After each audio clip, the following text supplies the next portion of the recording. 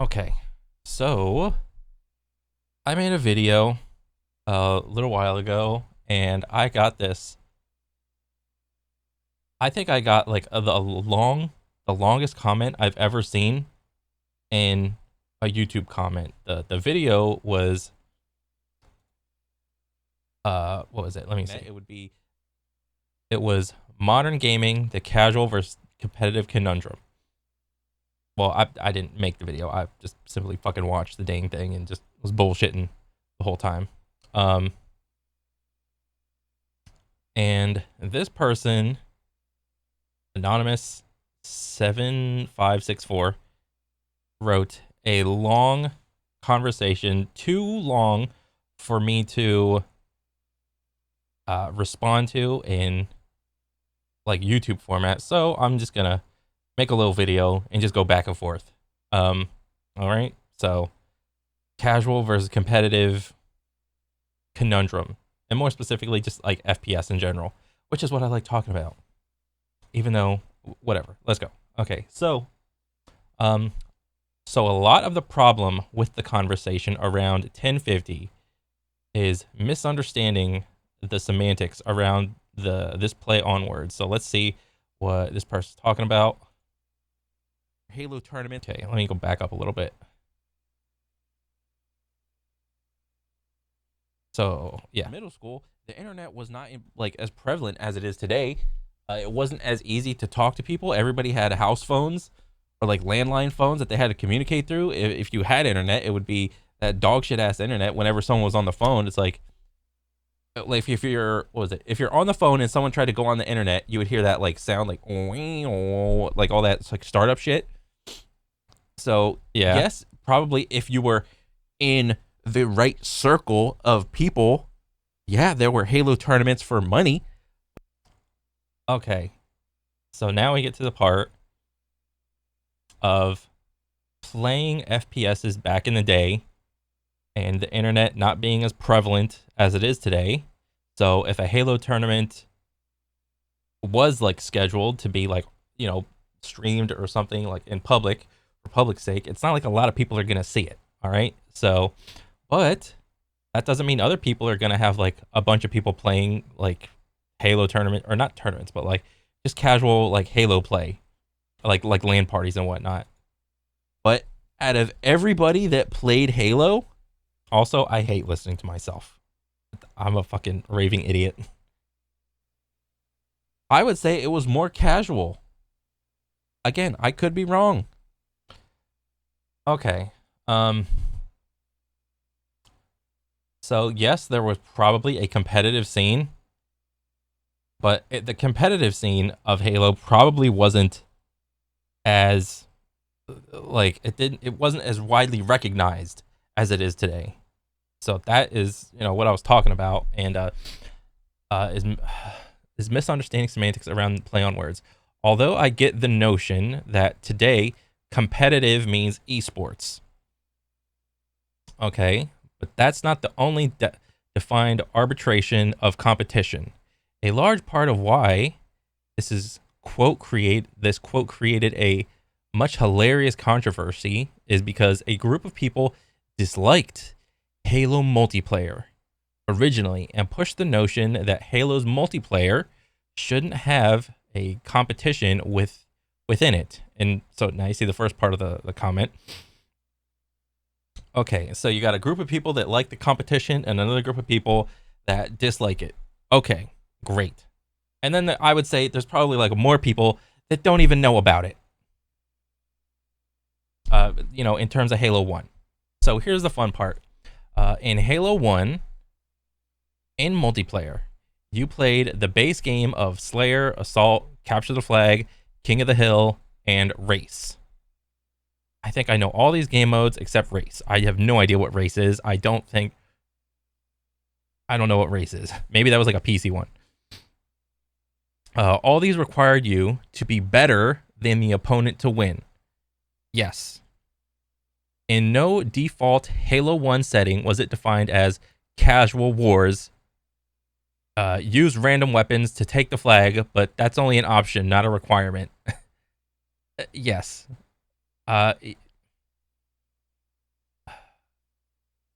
casual wars use random weapons to take the flag, but that's an option, not a requirement. Yeah. And in no default Halo 1 setting was it defined as casually play, but don't be a tryhard. Okay, so I mean, it seems like this person is making like a statement that it was competitive from the get-go. And yeah, so like because you have like specific objectives, like assault, capture the flag, slayer, where you just have to do these things to progress the game mode, that because you have to do these things and end it and then do it again, that's in it of itself competitive right there. There is no like casualness of any of these modes. So I mean, that's fine. A large misconception that exists within the Halo scene is that Halo was never competitive. So this is what some people think within the community. By the definition and by the actual notion of to compete, there is nowhere it wasn't competitive. Not the opposite. Okay. So this right here, there is nowhere it wasn't competitive. It was competitive everywhere. I think so. I mean, because what does it mean to be like competitive? There was like, if you want to take like the competitive component, then you would have to add like somebody on the opposite team to like, you know, like there's going to be like some sort of objective, and then there's two teams, or in some cases 3 or 4 teams, and you're all competing to do an objective, and you guys have to like, you know, just figure it out to see who wins. That's like the multiplayer mode. So what's the casual mode? Would it be single player? But even in single player, there's like difficulties like easy, normal, hard, legendary, or heroic, legendary. So you like, in order to get better at even the single player, you have to be competitive within yourself to just get better, to do the harder difficulties. So even that mode isn't really casual. Are there people that probably have played like just the easy mode on single player? Probably, but I would venture to say that even within the single player mode, people didn't just stop on doing like easy. Like if you did easy, hey, let me do normal. Oh, I did normal. I did a little bit better. Let me try to do heroic. Oh, I did heroic. Now the last difficulty, legendary. Okay, I gotta be on my game now. So you're kind of competing with yourself. I mean, even though you could like recruit like your buddies to like do some split screen like couch co-op stuff, which was awesome. So the multiplayer was competitive, and the single player, you know, it has difficulties. So I would argue that even in that respect, that mode is also competitive. All right. So I mean, let me just keep going. In order to make Halo 1 non-competitive in the multiplayer, you either had to make it entirely from scratch, okay, heavily modifying the game, more likely on PC, yeah, or have a group of people that have no idea how to play the game. Yeah. The moment one person says, "Oh, I love Halo," you're screwed, as they're going to be killing everyone without any issue. So I think that makes sense, and I would agree with this person. And this holds true for any hobby or any skill. Like even like the skill of being like a musician or like a chef or something, like trying to make music like better with your, like just make better music, do some harder shit, make better meals, whatever. You're still competing with your past self. Or even if you don't want to use the word competing, you're still trying to challenge yourself to be better than the last time. Even if there is like no external like third person, or like second or third person, like beside yourself doing the hobby. So the moment the one person says, "I like this," you're screwed. So I would probably agree with this. And that, but then again, if you want to make the argument of like Halo 1 was casual, the thing that is one of the main arguments would be I would say to that person, the thing that made Halo 1 casual was the fact that it wasn't as easy to play games with everybody else across like the internet. Yes, there was like Halo 1 on PC, but I wouldn't compare the Halo 1 PC audience to anything we have today. Like, it's just night and day. Like, what were the player numbers like? Like concurrence or whatever. I mean, I don't know, but I would have to say they're like nothing compared to like any modern day video game where everyone is like connected. You know, there's like one mostly hub place in terms of like multiplayer games. You know, if you're on PC, you got Steam. If you have an Xbox, you play Xbox Live. If you're on PlayStation, you got the PlayStation Network. If you're on Nintendo, you have the entirety of like the Nintendo player base at your disposal to like play games with, essentially. Back in the day, I mean, yes, you probably had like Halo 1 like servers for PC, probably the same way they did like Battlefield and shit, but it simply not everybody was like into like knew about it.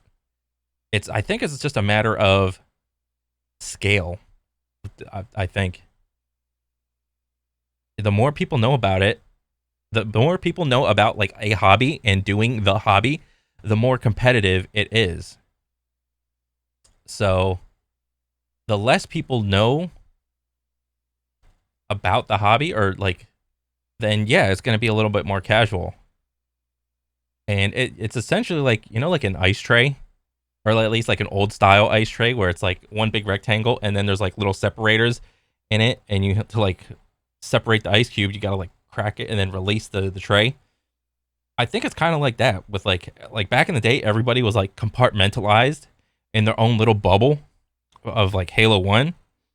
But now every day, like with any like PC game or video game, really, everybody just is homogenized and thrown in to the point where you have crazy things like crossplay to bridge those gaps and stop those separators from keeping the audience separated. So yeah. Let's see, where was I? When we transition over to Halo 2 and 3, the line gets even more divided, as matchmaking wasn't just elo based, it was defined by Bungie themselves as competitive intentionally. Yes, I would probably agree with this. You know, Halo 2 and 3, it only took what, 2 or 3, like, because how long was Halo 1 out before Halo 2 came out? Like 2-3 years or something like that, maybe 3. I don't know, I'd have to like do like a quick little Google search. But the moment Halo 2 came out, I think they had the ranked ladder from day 1, which is crazy to think about. Like most video games, most competitive FPS games can't even get that shit right today. But yeah, the goal of Halo 2's level system is first and foremost to help you find the most enjoyable games possible. So find the most enjoyable games. So what does that mean? I think this little statement right here, most enjoyable games possible, this is going to be subjective. And since it's subjective, I would say, like in a vacuum, this statement is subjective. But because the developers are making the definition, they're just doing the best they can with what they got, essentially. Most enjoyable games, not like the most balanced games. I think enjoyable and balance, or most competitive, or games that would have the most competitive integrity, I would say. You know, because what was it? It was like you start at like level 1, and then it goes all the way up to like level 100. You know, you play a couple matches. If you lose, you go down. If you win, you go up. It was more or less kind of simple. simple-ish. I'd have to go back and really look at like the elo system that they used. Games. Okay, so this person's saying that games that are neck and neck. Okay, where the only sure way to win is by playing above your abilities. Playing above your abilities. Well, okay, so most enjoyable games possible, games that are neck and neck, where the only sure way to win is by playing above your abilities. I mean, in terms of like video games, it's all about like, I don't think it's above playing above your abilities. It's all like, I mean, maybe this is like stupid semantics, but like, you know, the flow state of like the middle of like hyper attention and like kind of bored, that little like I can do anything mentality, be it through better planning, more focus, improved team comms, whatever. That's fair. But it's fun to not be so serious all the time. True. Yeah, I mean, that's why you have your ranked mode, and then you had every other mode. That's what custom games are for, or training grounds playlists if you didn't have enough friends online to form a custom game. I didn't even form custom games on Halo 2. I just did the ranked ladder, and this is when I thought I was good, but actually was not good at all. But we believe that games challenge you to rise above your current abilities, are the most enjoyable and the most rewarding. Oh, okay. So this is one big fat ass quote from Bungie. Okay. Bungie 2004 to 2010. Okay, so this is just a quote. Okay.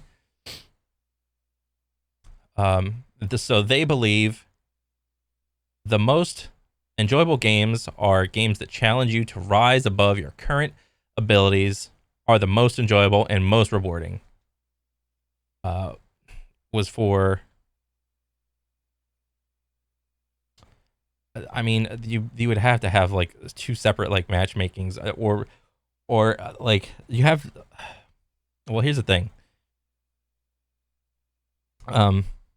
I don't remember what exactly system they used, some sort of matchmaking system, but I don't remember if they used the same system in both ranked play and casual play.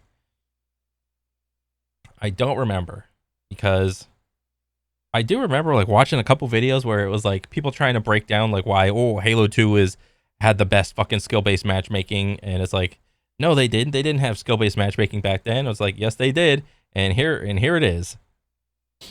And to this day, there has never been any. I've never seen any game. What do you call it? Reveal the actual details of their matchmaking system or elo system, because you know the moment that you reveal those details, you make it possible for the player base to game the system and to, you know, kind of cheese your way either up or down for whatever reason that the player does like wanted to. So is that a good or a bad thing? Who knows? I mean, because it's not like, obviously, like if you like are accurate and you get like consistent headshots and you're making like a lot of plays, doing a lot of damage, doing objectives, playing as the objectives, you know, it's kind of obvious that like, oh, I play good, I get lots of kills, my elo go up. I play bad, I get killed, I lose a lot of matches, my elo go down. In a very simple sense, that's how it should go. But you know, if you look at real sports, it's not that simple. There's way more gray in it. You know, there are so many stats for each respective sport.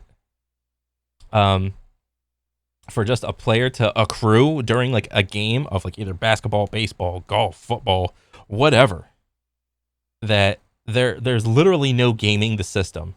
Like, I mean, you can kind of game the system in that, you know, you don't go as hard, or you don't put like 100% effort into like every play while the game is happening. But I don't know. That's a good question.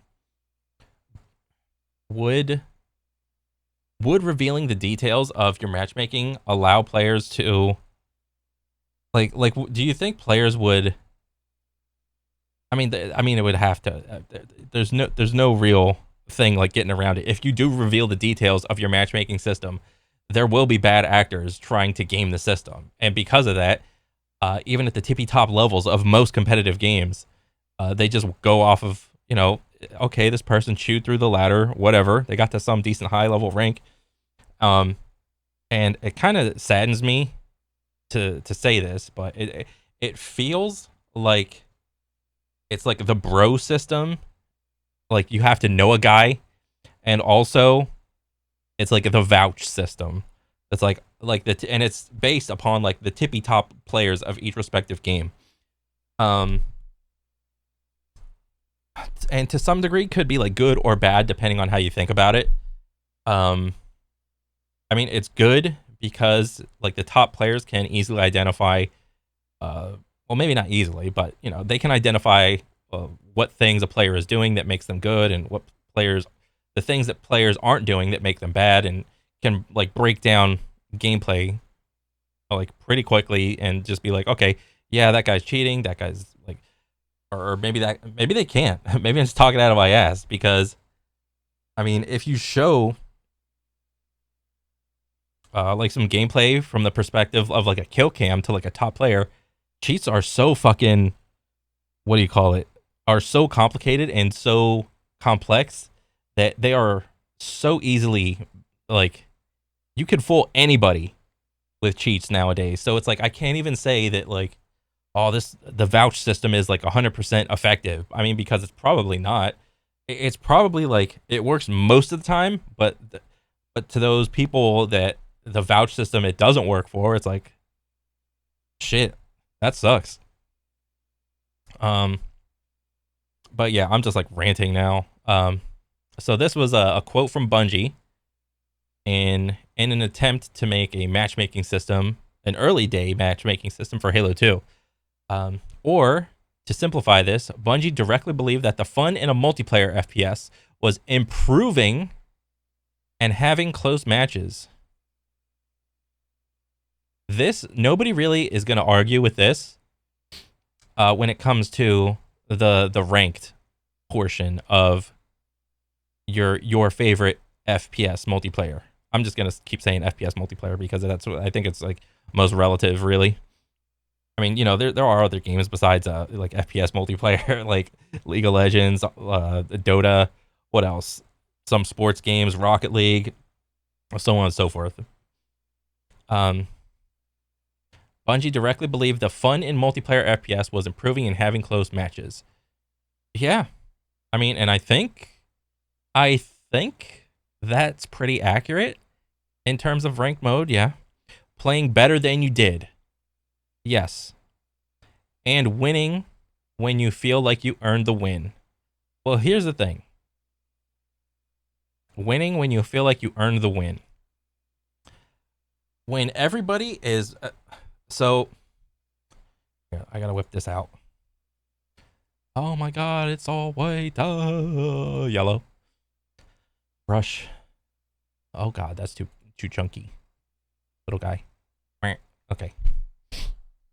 So I would say that winning when you feel like you earned the win. Okay. This is a graph. This is 0. That's 100. Whoa. This is the bell curve.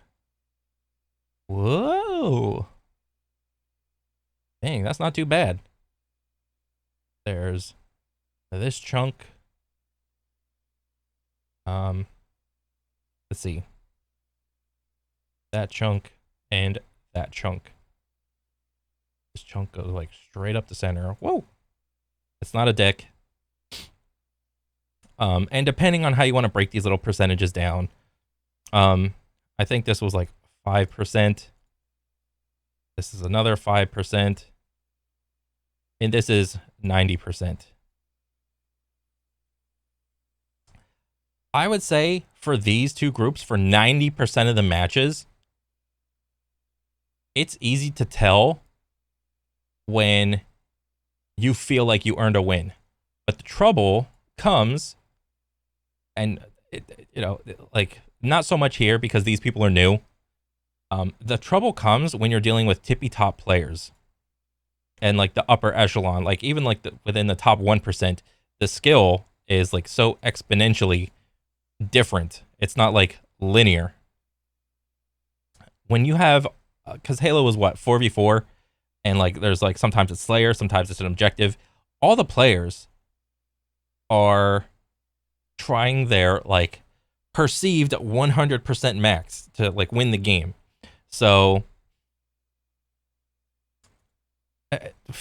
you know, trying to like win when you feel like you earn the win, well, then I would argue, well, if you're trying one like at your perceived 100%, that you feel like you should win every match. But then in terms of like video games, it's like when you lose in a video game, like in a game like Halo, you can't really tell why you lost.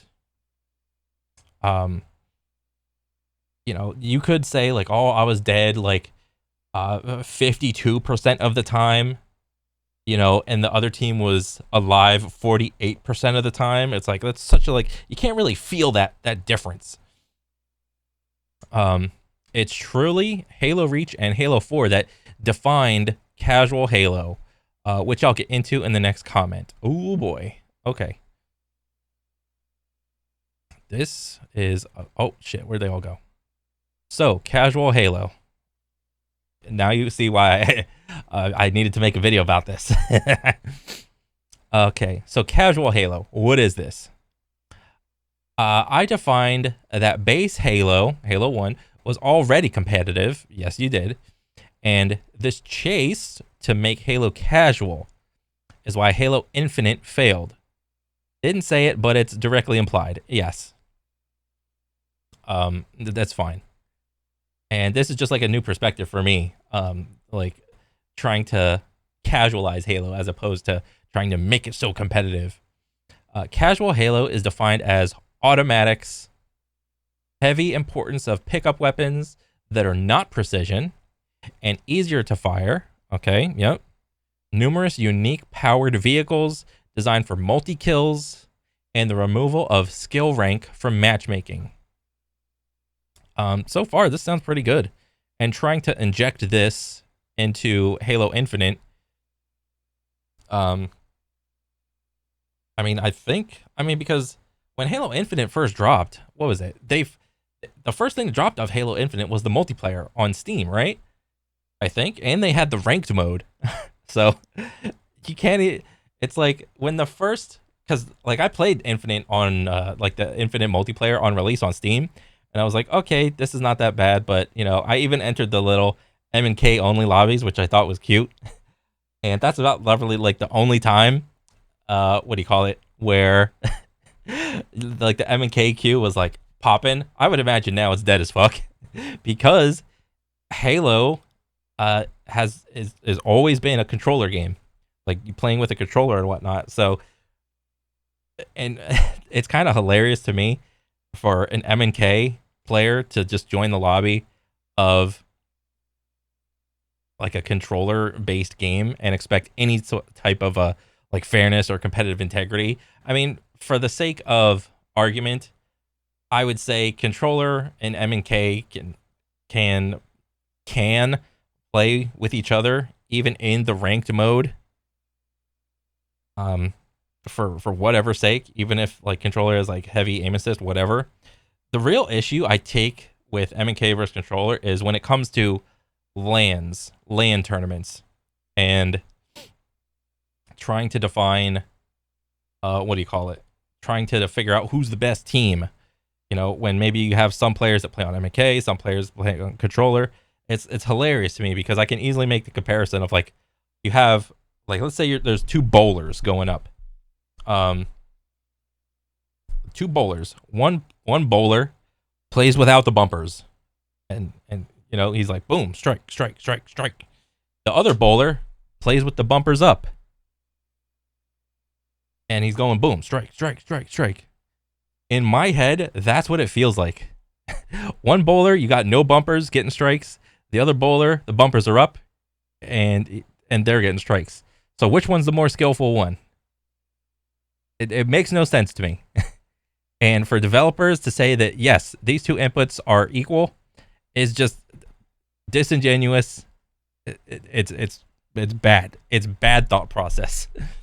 Or like any other sport, I can make the comparison. Even in pool, you know, when you play with like, I don't know the actual rules of pool, but like, you know, you got one player playing with a stick and like that, like on their hand, and it's like that's all you get. And then some shots they can use the bridge or whatever. It's like making all your shots without a bridge versus making all your shots with the bridge. You know, playing golf from like the back tee versus playing golf on like the front tee of like the driving, you know, tees. You know, there's like different colors and whatnot. It's like it's simply not the same. And to lump them into like together for the sake of like queue times and all this shit, it's like I'm over this. But I mean, I'm just ranting again. Okay. So if that's casual Halo, why is it different than Halo 1 or different than Halo defined by Halo 1, 2, and 3? Okay. So Halo 1, 2, and 3 were more competitive, and the longer the series went on, the more casual it got. Okay. That's actually simple. Halo 1 had barely any weapons on the maps. And, okay. Yeah. I mean, let me see. Halo 1 maps. Okay, so we got like Battle Creek. What was this? This is right here. I remember this one. Yes, there were like various weapons scattered around the maps. Like this side, you'd start over here. The other side, you start over there. There was like either a sniper or a rocket launcher up here. Something like an overpower on that side. There, like if you go in the base, there's like a couple weapons. You had like your old reliable of like Blood Gulch. You had the two bases. There's weapons in the bases. There's like maybe a weapon on this cliff, on that cliff. I think there was a sniper right there, and on that side too. And then you had like vehicles that spawned everywhere. Yeah. Here, let me get back. Halo 1 barely had any weapons on the map. I don't know about that. I mean, kind of barely. They were all on timers. And if you go back, the original Xbox version of Halo 1, you were hard-pressed to find any maps that were dedicated to even vehicle play only. Yeah, I mean, the only two maps that I played with like vehicle only, or vehicle was even a thing, was, you know, Blood Gulch, which was like your old reliable, and what was the other one? The snow one. Sidewinder. You know, this is another, like, you know, you had tanks, you had warthogs, I think you had ghosts, and other shit. I think that was about it. I think there was like, maybe there was banshees. I don't remember. Yeah. Moreover, in Halo 1, the bulk of vehicles were designed to kill. They weren't designed to kill. They were designed to transport, with the burden of heavy-powered vehicles moving slowly. Yeah, I mean, the tank had like a machine gun and a cannon that like insta-kill. The machine gun was like a more or less like an AR just like mounted on there that you could just spray, and it wouldn't even do like significant damage. Like you could have a player walk up and like they could tank most of the machine guns like shots, and were easily destroyed by 2 grenades. Yeah, it was always 2 grenades for tanks. And even, was it like, I think Warthogs had like a better what do you call it? Like the bat gun, the gunner seat or whatever. That one was like, it was way more accurate, it went farther, it did more damage. Yeah, they were designed to transport. Yeah, because the tank and the Warthog, not so much the Ghost. The Ghost did like little like pea shots of damage. You could kill someone with it, but like it was just as a means of transport. You know, I think it was like the fastest moving vehicle, if I recall correctly, outside of the Banshee. But as far as like the tank and the Warthog go, I mean, you had your driver's seat in the Warthog and your 3 other dudes. Wait, was it 3? You could put one, like the flag carrier, in your passenger seat, and then you had a gunner. So that could carry 3 dudes. But the tank, you had like a main tank driver, and then you could, I think you could load a person on each like tank tread. If I recall, I'd have to go back and like figure it out. So this person saying that like they were more designed for transport. I mean, that's fair. As you recall, it's easy to take down a tank in Halo 1 through 3. How easy is it in Halo 4 and 5, and especially Halo Infinite? I have no idea. I think I played Halo 4, did not play Halo 5, and played only like a little bit of Infinite because I was just like, I'm over this. But it takes a lot more to do it. And although Halo Infinite added more tools for this use case, the requirement for casual Halo is to make it difficult to destroy easy to use and quick to obtain multi-kills. Yeah, I mean, that sounds about right. You just for a lot of these like tanks or I don't know what you call it, like the Halo version of a like that walker thing, all you have to do is just get in it. And then you easily have access to weapons that destroy players in one shot. So there's nothing too skillful, even like from like an MK or roller perspective. It's everything moved pretty slowly, so it's not like you just whip your arm around and it's like, oh, it's 100% accurate. So you can't even make an argument for that. Um, and I don't remember if you could get aim assist in some of these vehicles. Maybe you did, maybe you didn't. I think it was just you get in there and if a target passes over a reticle, you better like launch that missile, and hopefully it was a one shot, one kill. So yeah, the vehicles were pretty easy, and it was pretty hard to destroy them. So I buy that. In Halo 2, we had some additional weapons, but much like Halo 1, none of the weapons stood against the primary precision weapon when shooting. Yeah, we did have a couple different ones in 2. The BR and like the green carbine was like the main ones. How do you make Halo 2 casual? Well, there's a couple ways. First, you must roleplay, hence Tower of Power, zombies, cops and robbers, etc. I think there was another one, SWAT. Didn't SWAT become popular in like Halo 2? I think so. Second, you don't use the BR and various power weapons like the sniper. Yes, so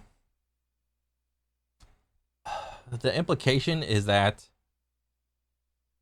in order to make something more casual, you have to take away the things that there's not a lot of counterplay to, like the rocket launcher, the sniper, the BR, maybe the carbine. So you have to take a lot of just the power weapons out of it so that the other weapons can, get like pushed up and like shine, and like you can shine those weapons in certain situations where most situations you're like, give me a BR, give me a sniper, give me a rocket, and then just call it a day. And that's fair.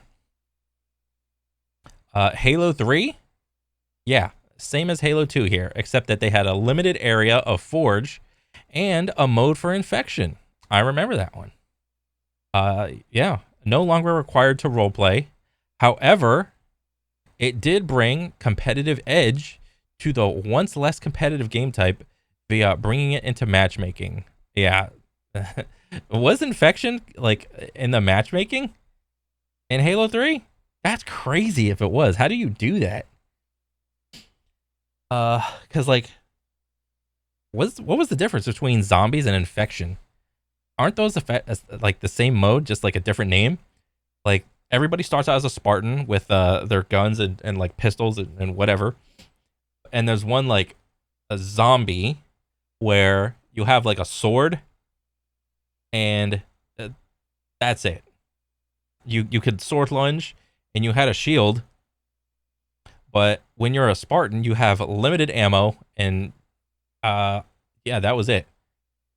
You just had to survive. So maybe those are the same game mode. I'm not sure. But that's how would you do that if you're like your standard matchmaking is 4v4? I don't even get how you would do that. But whatever. So it's simple. Casual Halo is defined by role playing, fair, modifying the game rules heavily, fair, and denoting that you shouldn't be able to win from being better than an opponent at the game rules. This is, I think, is an important one. So the winner is more or less random than, I mean, yes, you can like still game it a little bit, but for the most part, it's like skill is taken out of the equation, and to like a large degree. And I think that's pretty fine to have like casual like modes in Halo, because I like those modes. Like Griffball, I don't know if Griffball was in Halo 3 when they had the gravity hammer and all that shit. But to play a new set of rules that are defined by the creator of the game type, not the game itself. Okay. So you have your competitive playlist, which was, I don't know, Slayer, King of the Hill, Territories, whatever else, Capture the Flag. Those are like the predetermined competitive rule sets. Everything outside of that, it is casual. It's fun. There's a lot of randomness. Nobody cares. It's just for fun. And I think that's fine. So what is competitive Halo? Question mark? LOL. That branches into 2 sections. Next comment. Yeah, this is a long ass one, dude. Okay. This is why I need a video.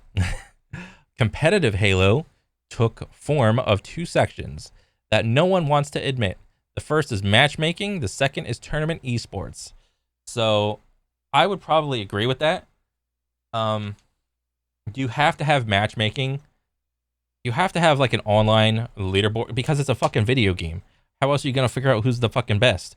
I mean, if you take like a learning thing from like what the fighting game community did, they kind of did this already, but instead of matchmaking, online matchmaking, it was in arcades and it was like in town. So that's like a form of getting a bunch of people together and just playing the game. And you know, over the course of time, oh, I won this town tournament this many times. Let me go to the next town. Let me go to the next town. Maybe I'll do like a state tournament. Maybe I'll travel for a tournament, and so on and so forth. So the fighting game community figured this out despite not having online matchmaking. They had like the whole brick and mortar arcade scene to help them out. So you have to first have matchmaking to define what is like a good skill set as defined by the masses of people that play it. And second is the tournament / esports scene to take all of those top tier players from each whatever respective group, whatever. And then you try to figure out who's the best of the best. That, like your matchmaking, you're trying to figure out who's the best. Second, you're trying to figure out who's the best of the best. Okay. Halo 2 had over 14 ranked playlists with only a select 3 or 4 unranked options. Dang. 14 ranked playlists? That kind of seems backwards, really. Halo 3 had over 11 ranked playlists with only 4 to 6 unranked options. To me, this seems like backwards. So like, I would say, so what? There was like ranked Slayer, unranked Slayer, ranked territories, unranked territories, ranked CTF, unranked CTF. I'm not sure like how that went, but they could have what do you call it? They could have took a page out of Call of Duty, but Call of Duty didn't come around till like way later. Well, not way later, but like later, like a year or 2 later. Because like like from what I know, like Call of Duty Black Ops 2, they did like, you had to do a bunch of game modes, and they were all like different. It was like, what was it? Search and destroy. I don't know if they had capture the flag. I don't know if they had like a just kill one, like a Slayer type, or like TDM. They had a territories. They had hard point. Okay, so they had hardpoint, S&D. What else? They had like a couple other different game modes. There was like maybe 3 or 4 game modes to rotate through. So let's say they had like just 4. Your goal for like the Call of Duty competitive scene was to accrue like, what was it? Like first to 3 out of 5. or maybe it was first to 5 out of 7, or first to 4 out of 7 matches, and you just rotate through the game modes. It wasn't just you played one game mode. You had to play all the game modes until your team came up with more points than the other team. So this whole like 14 ranked playlist versus 11 ranked playlist, this kind of feels like wonky to me. And having 3, like, yeah, like when it's stated like this seems like they're just looking at this. It's like there's obviously more ranked and competitive push from Halo 2 and 3 when you only have anywhere from 3 to 6 unranked modes within just the game itself. So yeah, that feels a little more for a competitive push to me. Within both of these games, Action Sack, the party-centric playlist, came in 2006 and 7 with minimal importance or reliance, as Griff Ball, a variant based off of the tournament game from Red vs. Blue, came in 2009. Yeah, that's crazy. Oh, Griff Ball came like after? Oh shit. Okay. Within both of these games, Action Sack, the third-party centric playlist. So yeah, Action Sack was, I would say, Action Sack is more casual, and this came after Halo 3. So yeah, I mean, Halo 1, 2, and 3 seem way more competitive than casual. The reason why this is important is because a competition or contest is the notion of matchmaking, right? The vanilla gameplay of Halo 1 and Halo 2 and 3 are all competitive, defined by the Halo community, wherein the importance is on honing your skills at the default game to win. The difference here is how low that floor exists. Oh, okay. So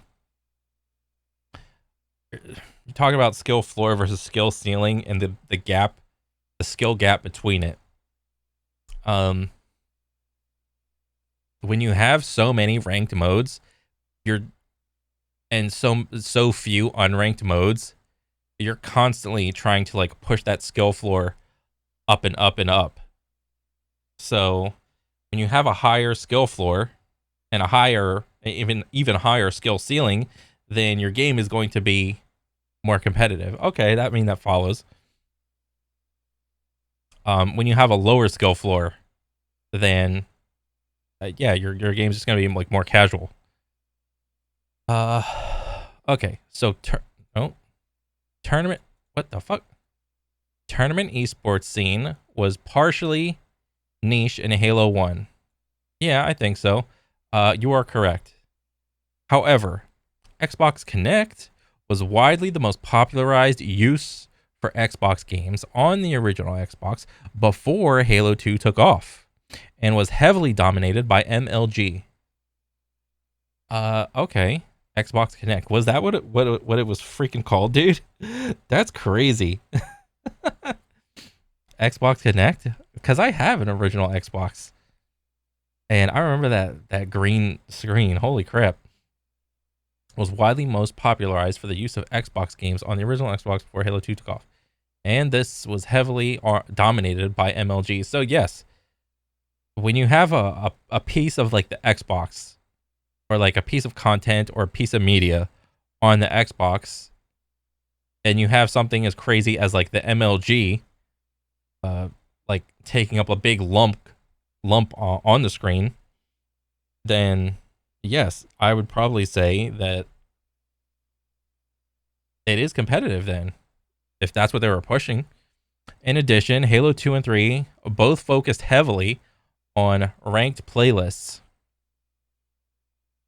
Yeah, I mean, because you have a 14 and 11 respectively right there. These were the primary locations the developer, Bungie, expected the majority of players to play in both these entries, of which they did. Oh, okay. That's fair.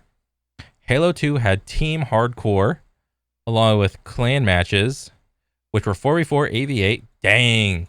Competitive 8v8? That's crazy, dude. Respectively. variations of MLG rule set defined by Bungie. Okay, the rule set had stuck to the roots of Halo 1. BR starts, no radar. As per the glitches found, the secondary weapons ended up being removed. Okay, I mean, this is all in an attempt to create some sort of competitive integrity amongst like all the players. Like, you still obviously have like power weapons for each map, or every map had its own what do you call it, like weapon set, more or less.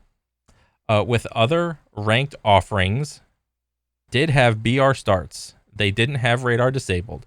This eventually would dim itself away as people gravitated from big matches and enjoyed free-for-all. Oh shit, this is a key turning point. While other ranked offerings did have BR starts. Oh. BR starts no radar versus BR starts and with radar. Okay. Was it really the radar that like made it competitive or not competitive? That's kind of like funny. I mean, but it is true. Like, a lot of the times in like early Halo, I do remember like radars, like, I don't know, what do you call it? Like crouch whoring. Like, when you go around, like when you see like two red dot, or not two red dots, but like a red dot that is like two players are like fighting, and like your teammate falls and you see that red dot stand still. It's like you're gonna creep around the corner and you're just gonna like get an easy couple pop-offs, because I think how the radar works was like it was just movement based. It wasn't like footstep or anything like that. So you just crouch around a corner and then you peek out and then you just kill that guy that was just in that gunfight right there. And what no radar does is it takes it away. It takes that aspect of the match away so that players are just freely able to move without worrying about some people like crouching around corners and doing just like annoying shit, really. And you're just like gaming the radar, which is like a form of like screen looking, but is it really screen looking when that's like the established what do you call it, like rule set? I mean, but in Halo 1, BR starts no radar, and if that's the competitive or not Halo 1, Halo 2, if that's the rule set, well then I don't know what the fuck I was talking about. I'm just like talking in circles. They didn't have radar disabled. This eventually would dim itself away as people gravitated from big matches and enjoyed free-for-all. Okay. I mean, but big team battle was always like, I think was a popular thing. Wasn't it? Because that was either the 8v8 one or the 16v16 match. I don't remember. I just thought those were like just fun. So maybe they were like more casual. So, I mean, all right. And enjoyed free for all. I would have to see the numbers really to see like how many people played free for all versus how many people played big team battle. You know, obviously there's going to be like one or the other. Oh, enjoy. Okay. So they enjoyed free for all, 2v2, 4v4 respectively, while big team battle would become a niche. It became a niche of those looking for a different kind of fun. I thought everybody loved big team battle. Maybe I was the casual. Oh my god.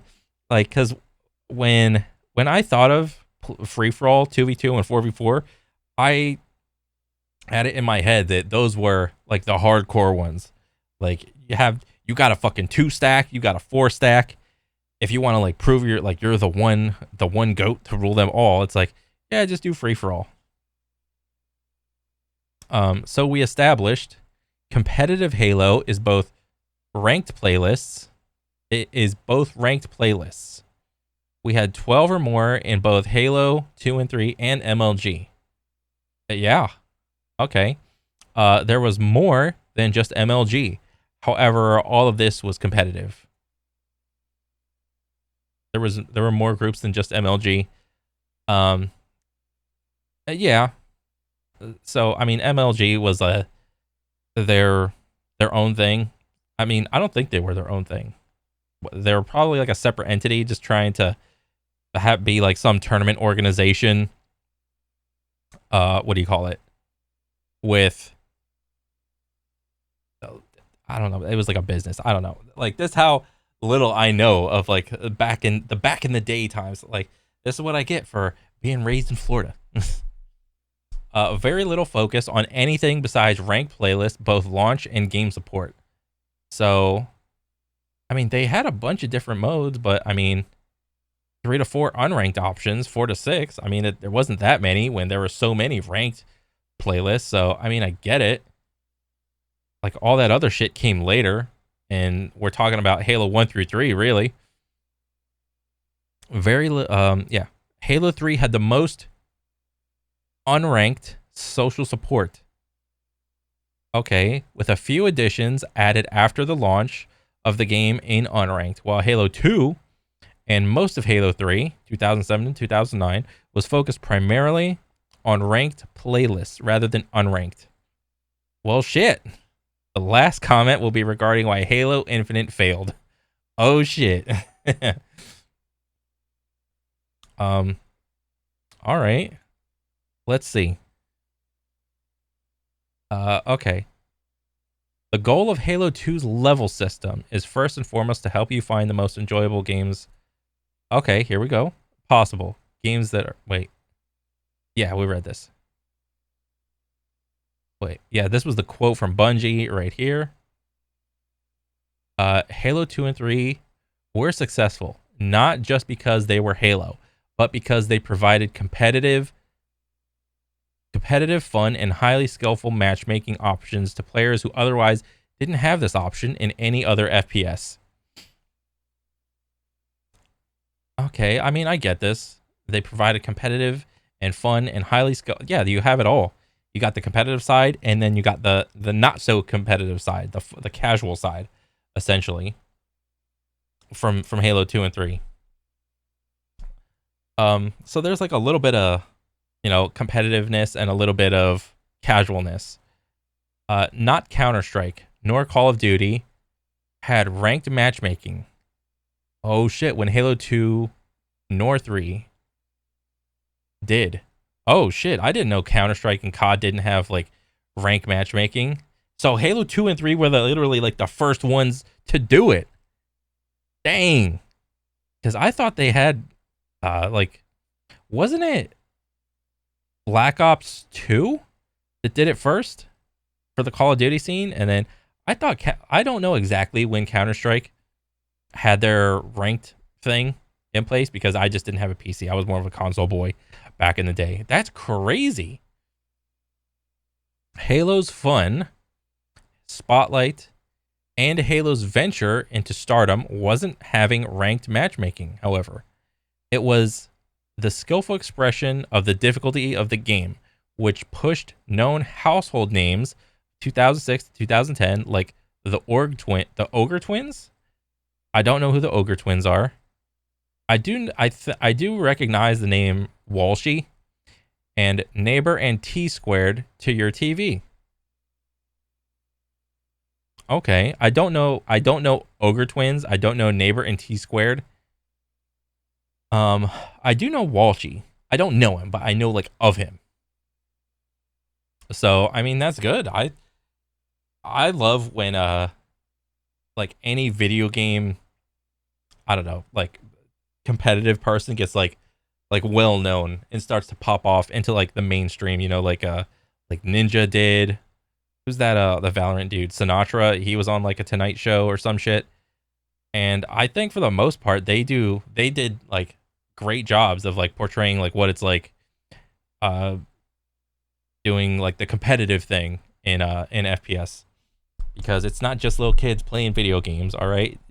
If you're taking it any at all seriously, you're doing the same things as sports bros do if you're taking it seriously.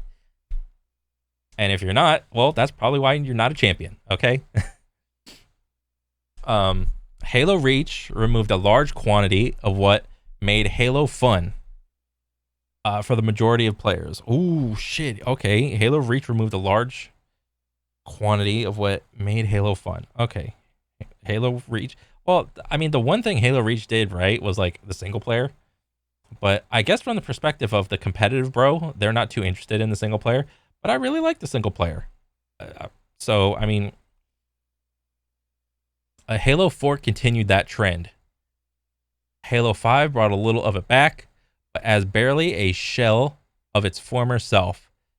Okay, so 4 and 5 was just like, it was like Halo Reach, they're just juggling and they stumbled, and then 4 and 5 they're just like on the ground writhing in pain, and then maybe 5 they tried to stand back up, but they're still like struggling, fumbling with this shit. Okay, Halo Infinite was a chance at redemption.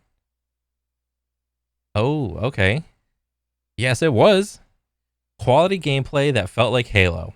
An environment that provided a Halo feel and conformed feeling that Halo was here to stay. But seasons focused on armors. Yep. For cosmetics. Armors were the primary catch to the free game. Yep. With the free-to-play model, live service. You only had armors in shop. Customization on your character in a first-person shooter about skill was all marketing was on. Yeah. It is always fucking hilarious to me when you get like a first-person like shooter that they try to sell you skins for your character that you can't see, and the only thing you can see is like maybe the hand. So it's like, oh, it's got to be cool-ass gloves, or it's like a dog shit skin. Like they do in Apex, where like a lot of the skins like are make or break dependent on the gloves, which is hilarious to me. Focus on casual gameplay, a little niche in the FPS community, and even smaller niche in Halo, which was the focal point of updates. And based off of your other like comments, like Halo 1 through 3, Halo 1 through 3 is what you're saying is like super casual.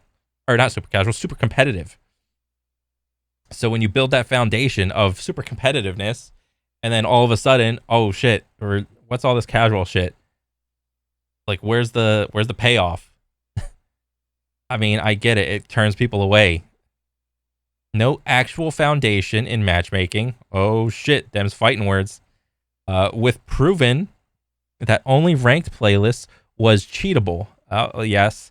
Like any FPS game, it doesn't matter what anti-cheats you have to go off of you have to go off of the vouch system, and we all know how good or bad the vouch system is. It's like, oh, just going off of a person's word. It's like, okay, what are we doing here? To rank up by playing bot boot camp, and then filled with cheaters who wall hacked, geo-filtered, or aimbotted. Yeah, that's pretty shitty. This is in like every FPS game, and it's sad because I mean I grew up on FPSs, and just to see the entire genre get bastardized by cheaters is just, it's really annoying. Lack of playlists. Okay, so here we go. We're gonna keep going. Lack of playlists people wanted in exchange for social playlists over the count of 40. Oh shit. So before Halo 1 through 3, well, Halo 1 didn't got anything. 2 and 3, it was like so skewed in terms of like ranked versus unranked. Now it seems to be the opposite in terms of ranked versus unranked. Okay. And I mean, I could boot up the fucking, I mean, but it's Steam. Who's playing Halo on Steam, really? Steam charts, Halo Infinite. Oh, actually, not terrible. About 6K ish. I mean, most of these people are probably just playing like controller on fucking what do you call it? Controller on PC, if anything. I mean, and there's probably going to be some more, like a greater number on the Xbox. So, I mean, whatever. I mean, I don't know those numbers. Just going off of Steam. Lack of playlists people wanted in exchange for social. Okay, so nobody cares about social. Continuous push for party games playlists in a series that barely even had a singular playlist of this. Dang. Why don't they just fucking... It's like when the game came out, at least for like Halo 2 and 3, when they had this, you could easily come up with like more unranked playlists than you could ranked. It seems the formula is to come out with your ranked shit first and then just filter the fun stuff over so you could go back and forth.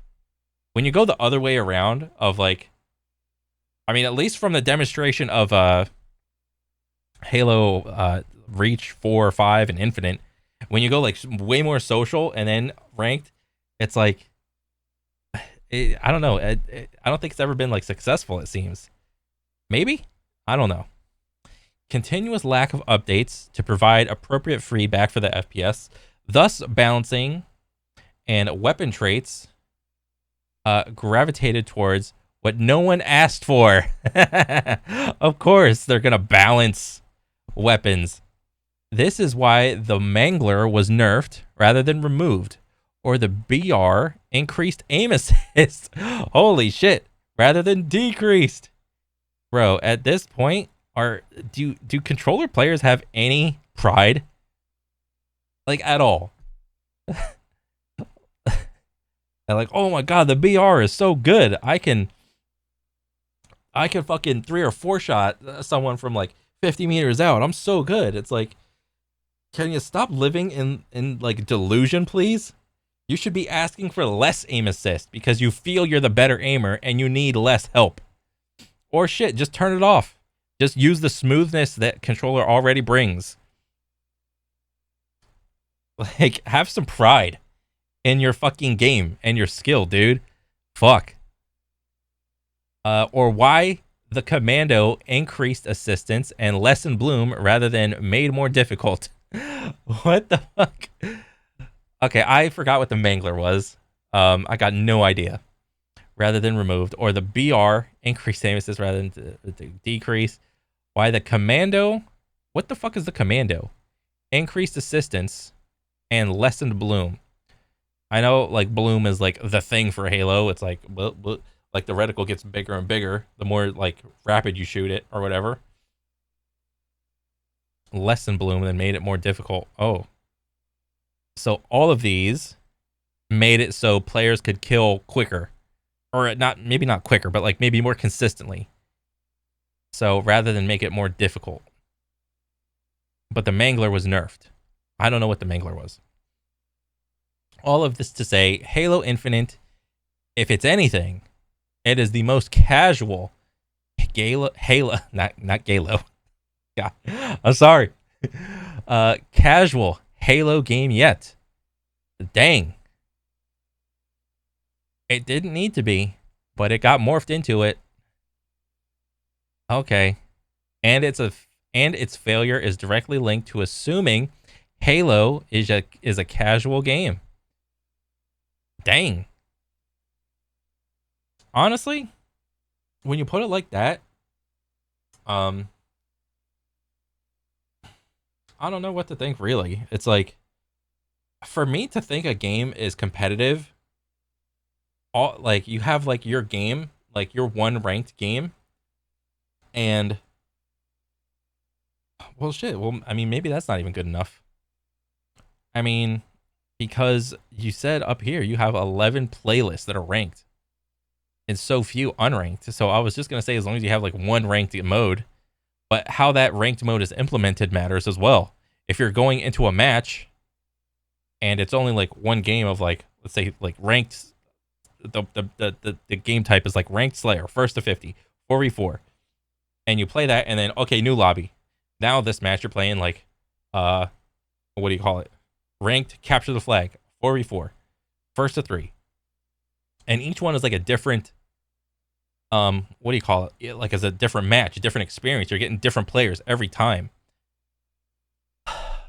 Is that like a healthy version of, like, the competitive scene, or what? Or should maybe I'm just tossing it out there. Would it be a good idea for, like, the online matches to be, like, not longer, but, you know, do like a Call of Duty style where it's like you have to win 3 match types and there's like rotating matches. It's like there's a Slayer, a capture the flag, Territories, a King of the Hill, maybe some other one, maybe SWAT. I don't fucking know. And you just go through those matches until you do like a first to the 3 with the same teammates, and then after that match is done and concluded, then you go into the next match mode, and maybe you have like a, I don't know, like a 30-second like break or whatever in between, whatever would make it work. Like, would that be a more healthy version? I mean, I don't know. I'm just throwing shit out there, really. Yeah, but okay. Halo isn't intended to be anything but a video game. True.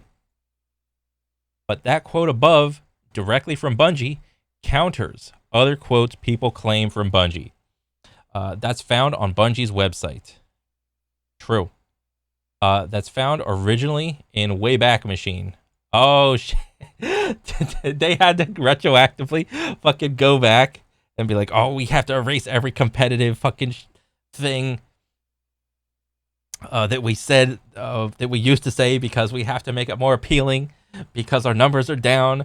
All the tryhards are stomping on the casuals. They're making it not fun, so on and so forth. And that was defining matchmaking, therefore symbolic of intent. They wanted them, so they started out competitive, and then they made it more casual. But what was their intent? Their intent was to make it more casual, but then they did, and then you just saw the Steam numbers for it, and it's like in the dirt right now. Like, it's not in the dirt, but but it's not like what it once was, really. Which is kind of sad, but I mean, it's whatever. That is kind of funny that the Halo 1 through 3 started out competitive, and the game mode just slowly became social. Usually when a game comes out, they try to do the opposite and make the game mode or the FPS, the shooter, more competitive as time goes on. I mean, shit. That's crazy.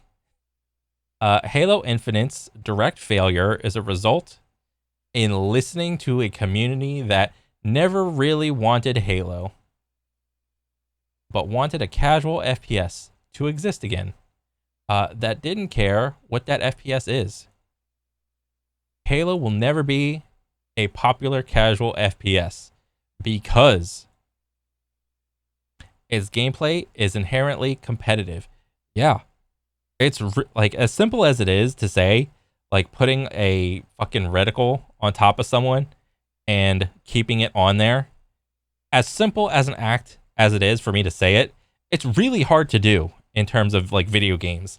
You know, Halo was like a controller game made for like controllers and whatnot. And it, like, FPSs are just hard. You know, essentially all you're doing is like tracing and trying to do that skillfully, you know, with like player movement, strafe patterns, like, I don't know, like player speed, sprinting, crouching, crouch spamming, trying, like, that is just a hard act to do consistently over and over again. There's nothing, you don't perform that act casually.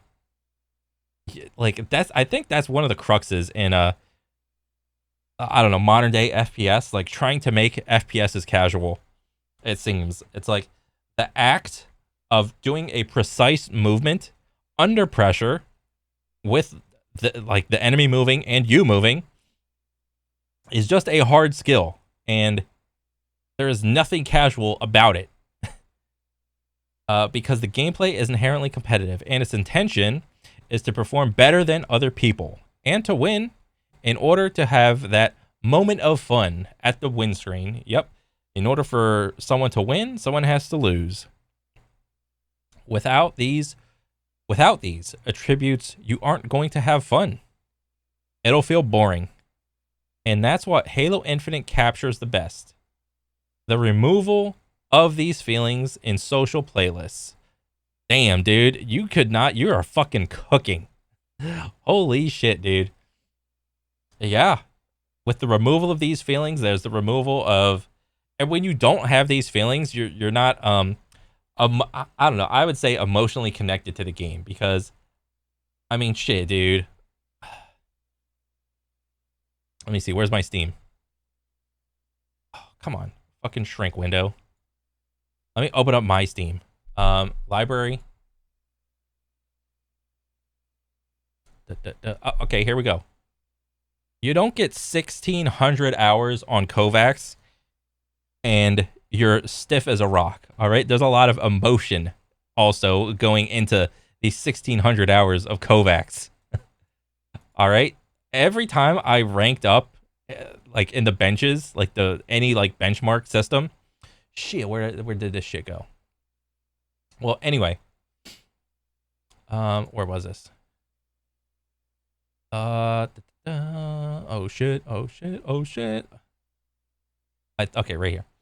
Anytime I ranked up in like the benches, I was like super fucking psyched. And there's like was it like 14 like scenarios to get better at, and yeah, every time I got better, I was like super hyped. The feelings are exactly what you like described of fun. I was like, I'm getting better and I'm having fun. Exactly what the quote of like the Bungie, where the fuck was that quote? Up here. It's like you're getting better. You know, overcoming a challenge and you're rising above your current skills. That shit is fun because you're like invested in this skill, this hobby. Yeah. And when you remove that, there's no emotion in the game. There's nothing to be connected to. It's like, okay, whatever.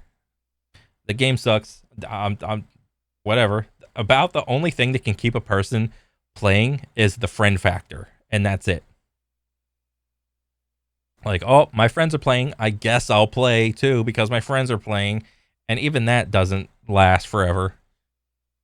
You revive Halo Infinite by moving all social play. Oh, okay. So you revive Halo Infinite by moving all social playlists to a singular playlist called Matchmaking Composure and adding numerous ranked playlists, putting a heavy emphasis on ranked again, like Halo 2 and 3.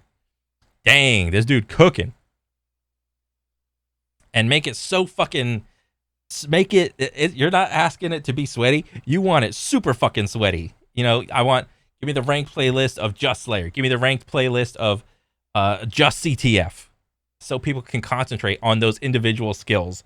Actually, I like that version a little bit more when I say it like that, as opposed to doing the other thing I said before where you got to do, like, you stay with 4 people and you do, like, a bunch of matches. I like the idea of just, like, all the different types of playlists, and you just have to get good at each one.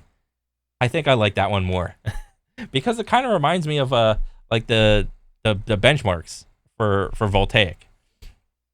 So if you want to get better at CTF, play solely CTF. Learn all the routes, all that shit, and you're jamming. Yeah. You tie all the progression to ranked. That's fine. I don't know about all the progression, because what if you just don't want to play ranked? Maybe you tie like some progression to ranked, and then maybe you have like an account level, and then you have like your rank level, and then your, I don't know, social playlist level, and then you have like on the challenges, it'll just be like get to like level 4, either by playing ranked or the social playlist, the casual playlist. Would that even be a thing? Could that work? I don't know. And you denote competitive integrity by following your esport rule set with meta shifts. Esport rule set when meta shifts, and add diversity per match by cycling through meta changes in the non-esports ranked playlist, just like Halo 2 and 3 did. That is actually a good... I like this thought. Like, if you want to, like... It's like you have, like, a path to pro type deal. And, like, I think, didn't League of Legends kind of do this? Kind of, right? Like, but not really, but kind of. And then, what was it? Call of Duty Black Ops 2 did this, I think, with the ranked version of their mode. If you do, like, the ranked version of their mode, there were certain grenades, attachments, and guns that you just could not use because they were too good in ranked. So they just made it kind of like Super Smash Brothers in that, what do you call it? You just play Final Destination, all items off, 3 stocks, go. Or 3 plat, all items off, go. Like, I like the idea of being able to like have like a big item list and just being able to click things on and off and saying, this is the meta. Or not the meta, but like, this is the rule set. And I don't know why games have not did this. I mean, well, some games do this, but like, you know, Counter-Strike and Valorant, they're just like, new character, new abilities, it's all good. Just go.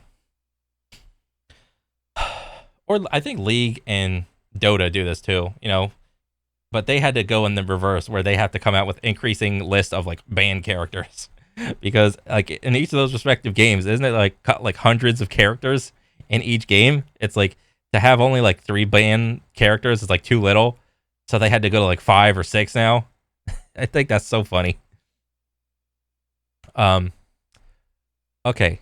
Was there Team Slayer, BR, in Halo 2 and 3?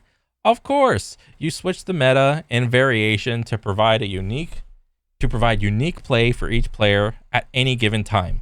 But without the requirement of RNG, as RNG was never implemented into Halo. I mean, and that's true. There was not a lot of RNG in Halo. Like, all the power weapon spawns were predefined. You could literally time them. The moment you like take them off their thing is when the timer started.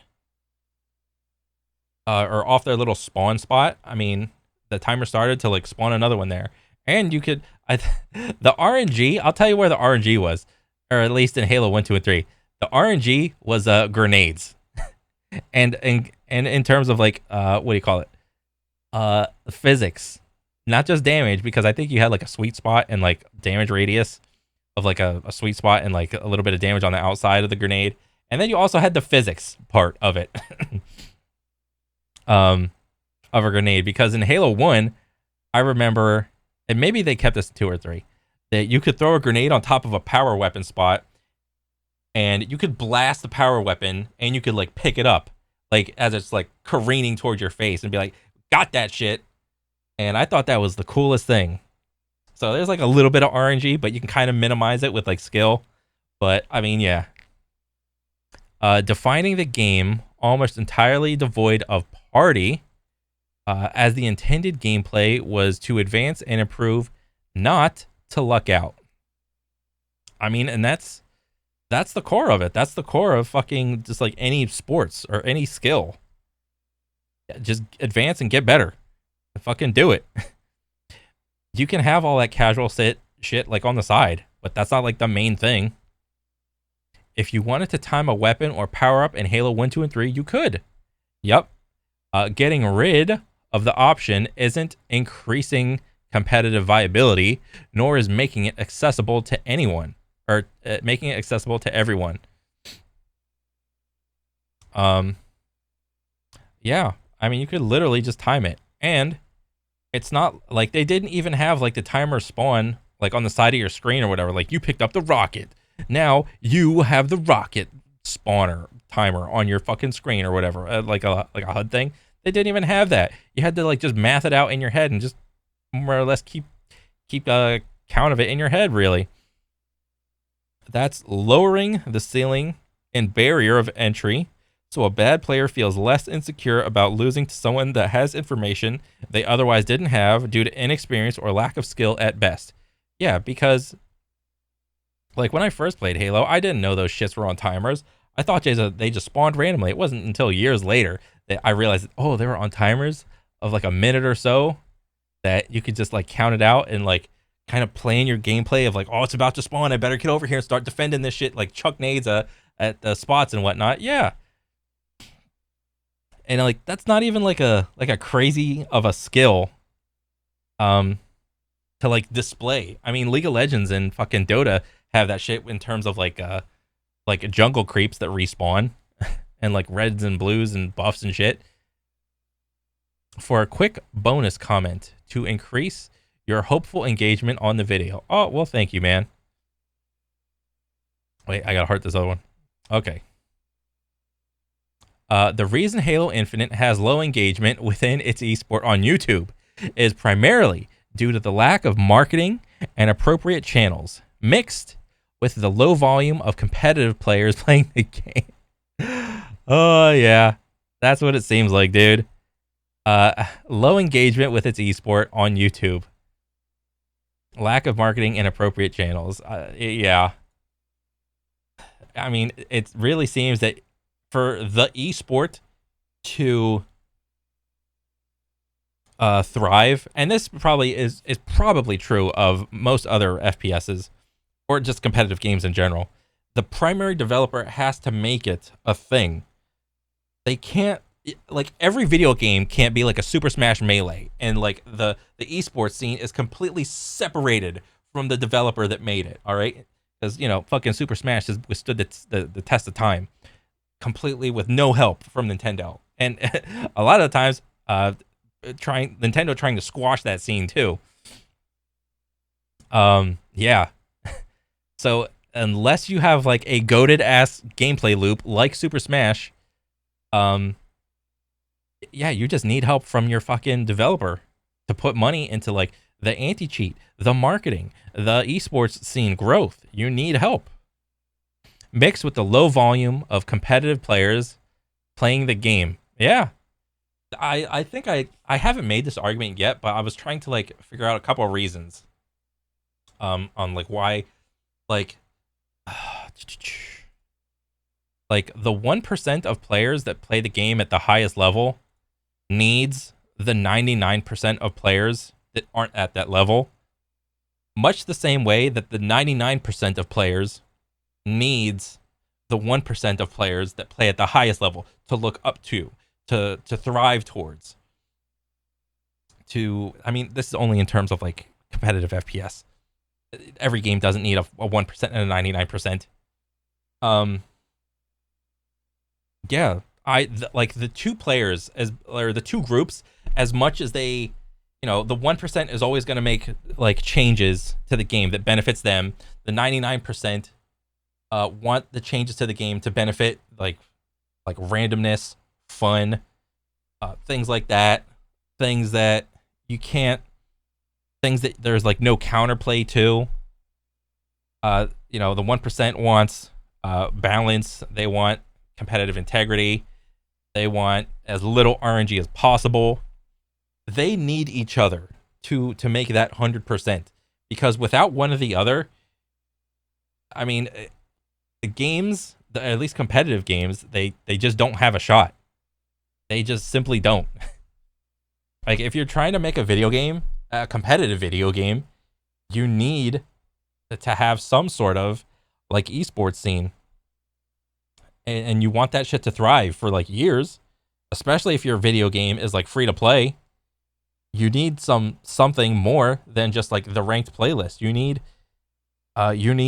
recognition. You need tournaments. You need I don't know, like, because sports, like real sports, has this, with like basketball and football and anything really. You have like, you can play sports in high school or middle school, high school, college level sports, and then off of college, maybe you go into the NFL, NHL, MLB, whatever, NBA, or maybe you go to like that D2, D1, and then there has to be a path, dude.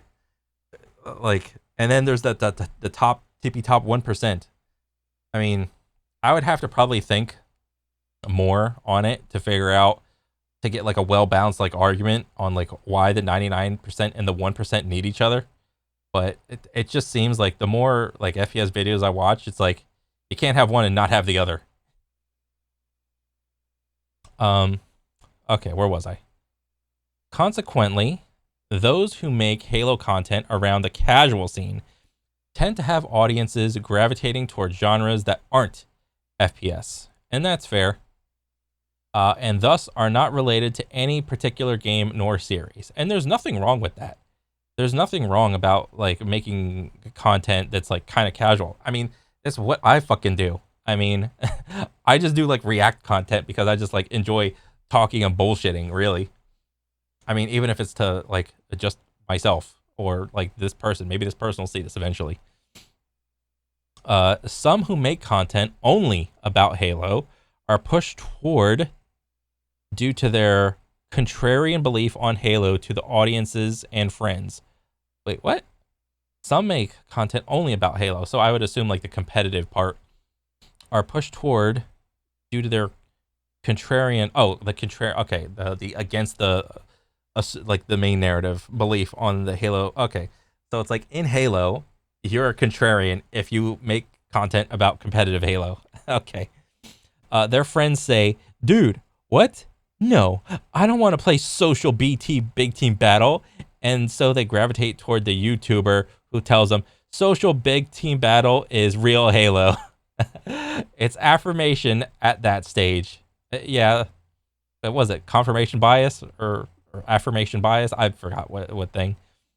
In closing, Halo's community is solely responsible for the collapse of the series and franchise. Well, is it the community really, or is it the developers that wanted it that way? The developer has all the power. I mean, the community has some power and can kind of influence the game, but at the end of the day, who pushes the button to make the change? I would say the devs. The devs wanted casual Halo to be more of a thing than it was. And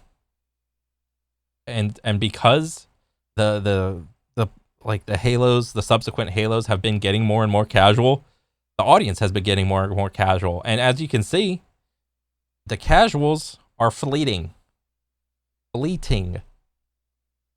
While people in this community blame competitive, none of them look themselves in the mirror and say, is it really because HCS exists? I don't know what HCS is. Hardcore social? I don't know. Halo competitive scene? Oh, maybe this is Halo competitive scene. Is it really because the Halo competitive scene exists? Looking at Halo Infinite, there is over 18 playlists dedicated to the casual Halo mindset above. All right. Moreover, the only playlist that circumvents this is Ranked Arena, which is a shell of its former classic concept of ranked matchmaking. Dang. I don't even know what this is, but I mean, Ranked Arena, what is this, like 1v1v1v1, like free-for-all or some shit? I mean, and if it's a shell of its former self, I don't know what that means, because I don't play it. An ending case is your own time playing Halo 2 or 3. Oh, an ending case is your own time playing Halo 2 or 3. If you spent time playing these games as a younger child or adult, I'm 42. Holy shit. Yep, 34. I'm unsure if you're in your 30s or 20s, then you would recall spending the time grinding to 50. Oh, so it was 1 through 50, not 1 to 100. Or trying to get to it as much as possible. All of these things were competitive, and none of this was casual, defined by this community. Yeah. I never got to 50. I mean, shit, I don't even remember what fucking level I was. I was probably like 20 something, if anything. That's like right smack in the middle. Halo needs to revert back to what it became popular as, rather than trying to fill the void that Call of Duty left behind as it grew popularity around 2013, the esports burst. Yeah. I mean, Call of Duty is a fucking shell of its former self, though. But that's a whole nother video that could take days, really. As the only reason Halo Infinite has continued to falter is because it still tries to mirror what Call of Duty did. I mean, Call of Duty was kind of competitive in like Black Ops 2. I mean, there was an era of of Call of Duty where it was just like competitive. You know, I'd go on Twitch and see all of the and I would like to watch those like little competitive tournaments that they had. What was it called? Like the CDL, Call of Duty League. I used to like watch all that shit, but then it was around, I forgot why I stopped. Probably because I just got bored or some shit. Maybe 2016, 17, or 18 is when they stopped having like the ranked mode, and you know they started doing that whole skill-based matchmaking thing.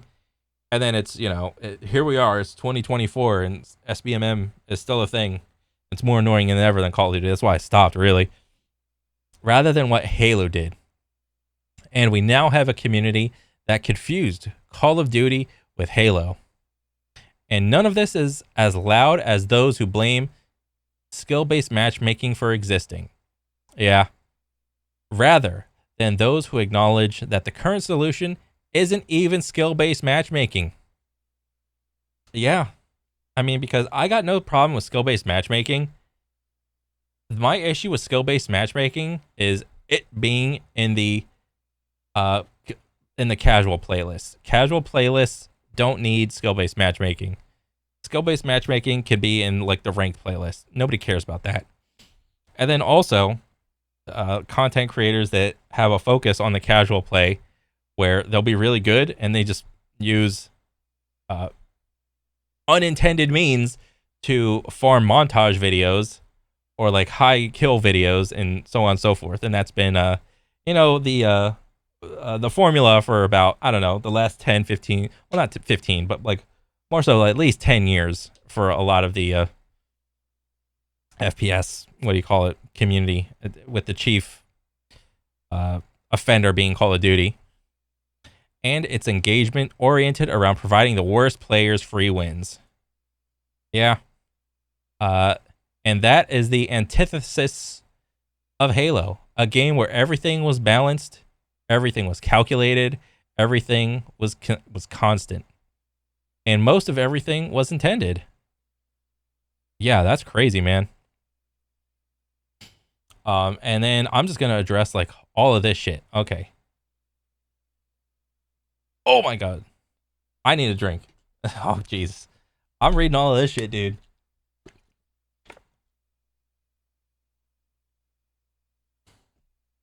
I mean, shit, dude, you could have made a whole fucking video about this yourself. This is crazy. Okay, so let me see. At 1833, let me see. What kind of dumb shit was I saying here? Something being fun to pick up and hard to master, that's something everyone wants. That's something everyone craves. The testament of what makes a game great is in how well it pairs both of those things together in harmony. The idea. You know what one? Yeah. Easy to learn, hard to master. Okay. Branching off a bit of Faven's discussion and viewpoint, and herein lies the problem above. The developer doesn't do that. The typical audience does. Oh, yeah. Just because you make a game doesn't mean you know how to play the game. And that is 100% true. As much as every game developer would like to say otherwise. Yes, there's probably a couple outliers where a developer can play the game, their own game, at the hardest difficulty. Because what was it? There was there was like some instance of I think there was a video of like the Devil May Cry, one of the Devil May Cry developers. He was playing on like the hardest difficulty and just doing like the craziest fucking combo on this one mob, where like what was it? I think like there was like they were doing like a thing about the game, and it's like the hosts were trying to play it. It's like, oh, I can't do it, and then they let him try some more. It's like, oh, I can't do it. Oh, can you try this? And the developer was like, yeah, I'll give it a shot. And it's like the dude that made the game and all the systems, he just plugs that shit in, one shots it in the most stylistic way, and everyone in the auditorium was just popping off like, oh shit. So yes, there are some instances that developers can play their game, but for the most part, most game developers cannot play their own game correctly, at least within even with, I think most game developers struggle to even hit like the bell curve of skill in a lot of these games, like the middle even. And when the typical audience says no, Halo wasn't competitive, they say it was casual. Okay, defined as you stated moments before, and we're left in a cycle. Yeah. So when a game is trying to pull off that easy to learn, hard to master thing, devs don't really, for the most part, they try to land that easy to learn, hard to master thing And then when they feel their product is done, they throw it out to the masses. Maybe they do like a couple beta waves or whatever. It's like, oh, this is what players like. Oh, okay. And then they throw it out to the masses. And then all of a sudden, oh, all these players, they're taking advantage of this easy to learn, hard to master mechanic that we had, and they are mastering it faster than we intended. We need to nerf this. These things are ruining the game. This I've seen this happen time and time again with with games, and it's so annoying, dude. Okay, it was casual. Okay, yep. Okay, so was Halo historically casual? Defined as having numerous social playlists, no rank playlists, weapon balance geared toward less competitive audience, tailored around powerful vehicles, and non-serious fun? No, it wasn't. It wasn't. Historically, Halo has been competitive. Inside of Halo, defined as having precision weapon starts, minimal vehicle play. When it does, it's a mode of transport with various playlists dedicated towards scheduled skill rank, and something Halo pioneered when in the playlist when it was 1 through 50. The problem that exists is tangentially related to manipulation and semantics in conversation. Yeah, people persuade others to push an idea or belief. Yep, insecure players who are heavily devoted into the Halo fandom and community hate that new players are better than them at video games. Yeah. Everybody hates when a random fucking who just comes into the scene, and maybe they were and especially for fucking FPS. Maybe it's the same for like even controller FPSs. I mean, it's kind of different in that every controller FPS game doesn't have the same amount of aim assist, let alone the same type of aim assist, So I would imagine if there's like some hardcore Call of Duty controller bros coming over to Halo, maybe Halo going over to Call of Duty, or maybe some other controller type games like with the back and forth.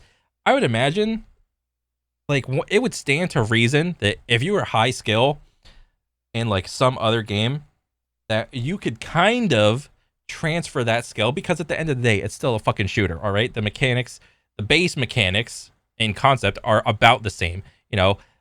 Yes, the movement is same. There's a different gun recoil, and like the grenades and physics behave differently, but for the most part, core concepts are about the same.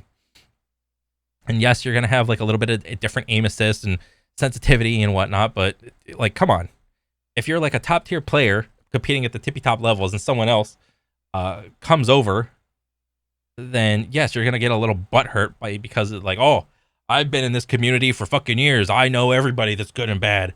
Comes this who that comes over and kills me. That guy's got to be a cheater. All right. So they push the false identity that Halo was never competitive, only to provide the developer with this belief. Yeah, because the developers, when they're looking for feedback, they go to the top players and try to figure out like a way to balance the game. But the top tier players aren't the I would say in general, I mean, like top 1% players aren't the majority of a player base in any FPS. But because you stated before, like most FPSs are competitive in nature, so the entire community, when you like do it as like a pie chart, it would stand to reason that over 51% would be like competitive and like 49% would be casual.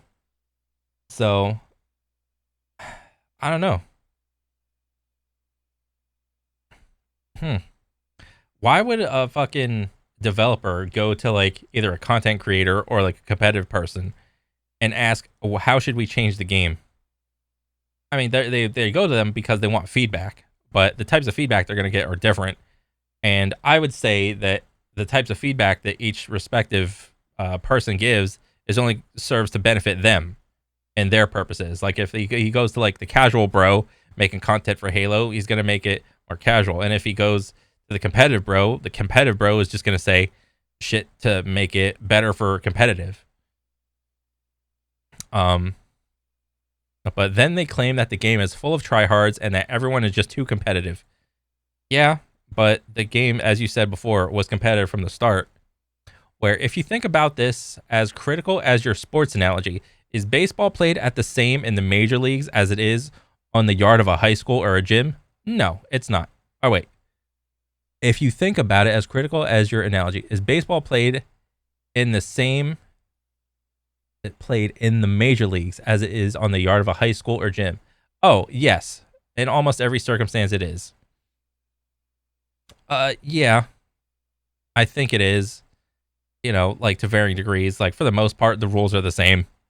We do not add handicaps in sports unless it's for particular reasoning. Yeah. I mean, that's why you got like handicap sports. But yeah. If you play a sport at the tippy top level of like, let's say baseball, like right here, are the rules going to be the same for like high school? Well, then, yeah. The difference between casual and competitive in Halo is adding handicaps to the base game to provide people incapable of playing an FPS the feasibility of playing an FPS. Yeah, I mean, because you don't like the thing you want to avoid is being a Quake. Let me see. You want to avoid being a Quake type game. Quake has been around for fucking ever, and the people that started playing Quake in the beginning, like with like their whole source movement, bunny hopping thing, and understanding the game loop of Quake, like the skill gap of the tippy top players, and even like the what do you call it, like a new player, is so massive. It's hilarious how massive it is. Like you need to have like really good mouse control, really good understanding of mechanics, and a new player trying to get into Quake. If you're like a new player trying to get into Quake, you have to be good at FPSs, and you're trying to play Quake just because you're like, oh, whatever. I'm just gonna give it a shot.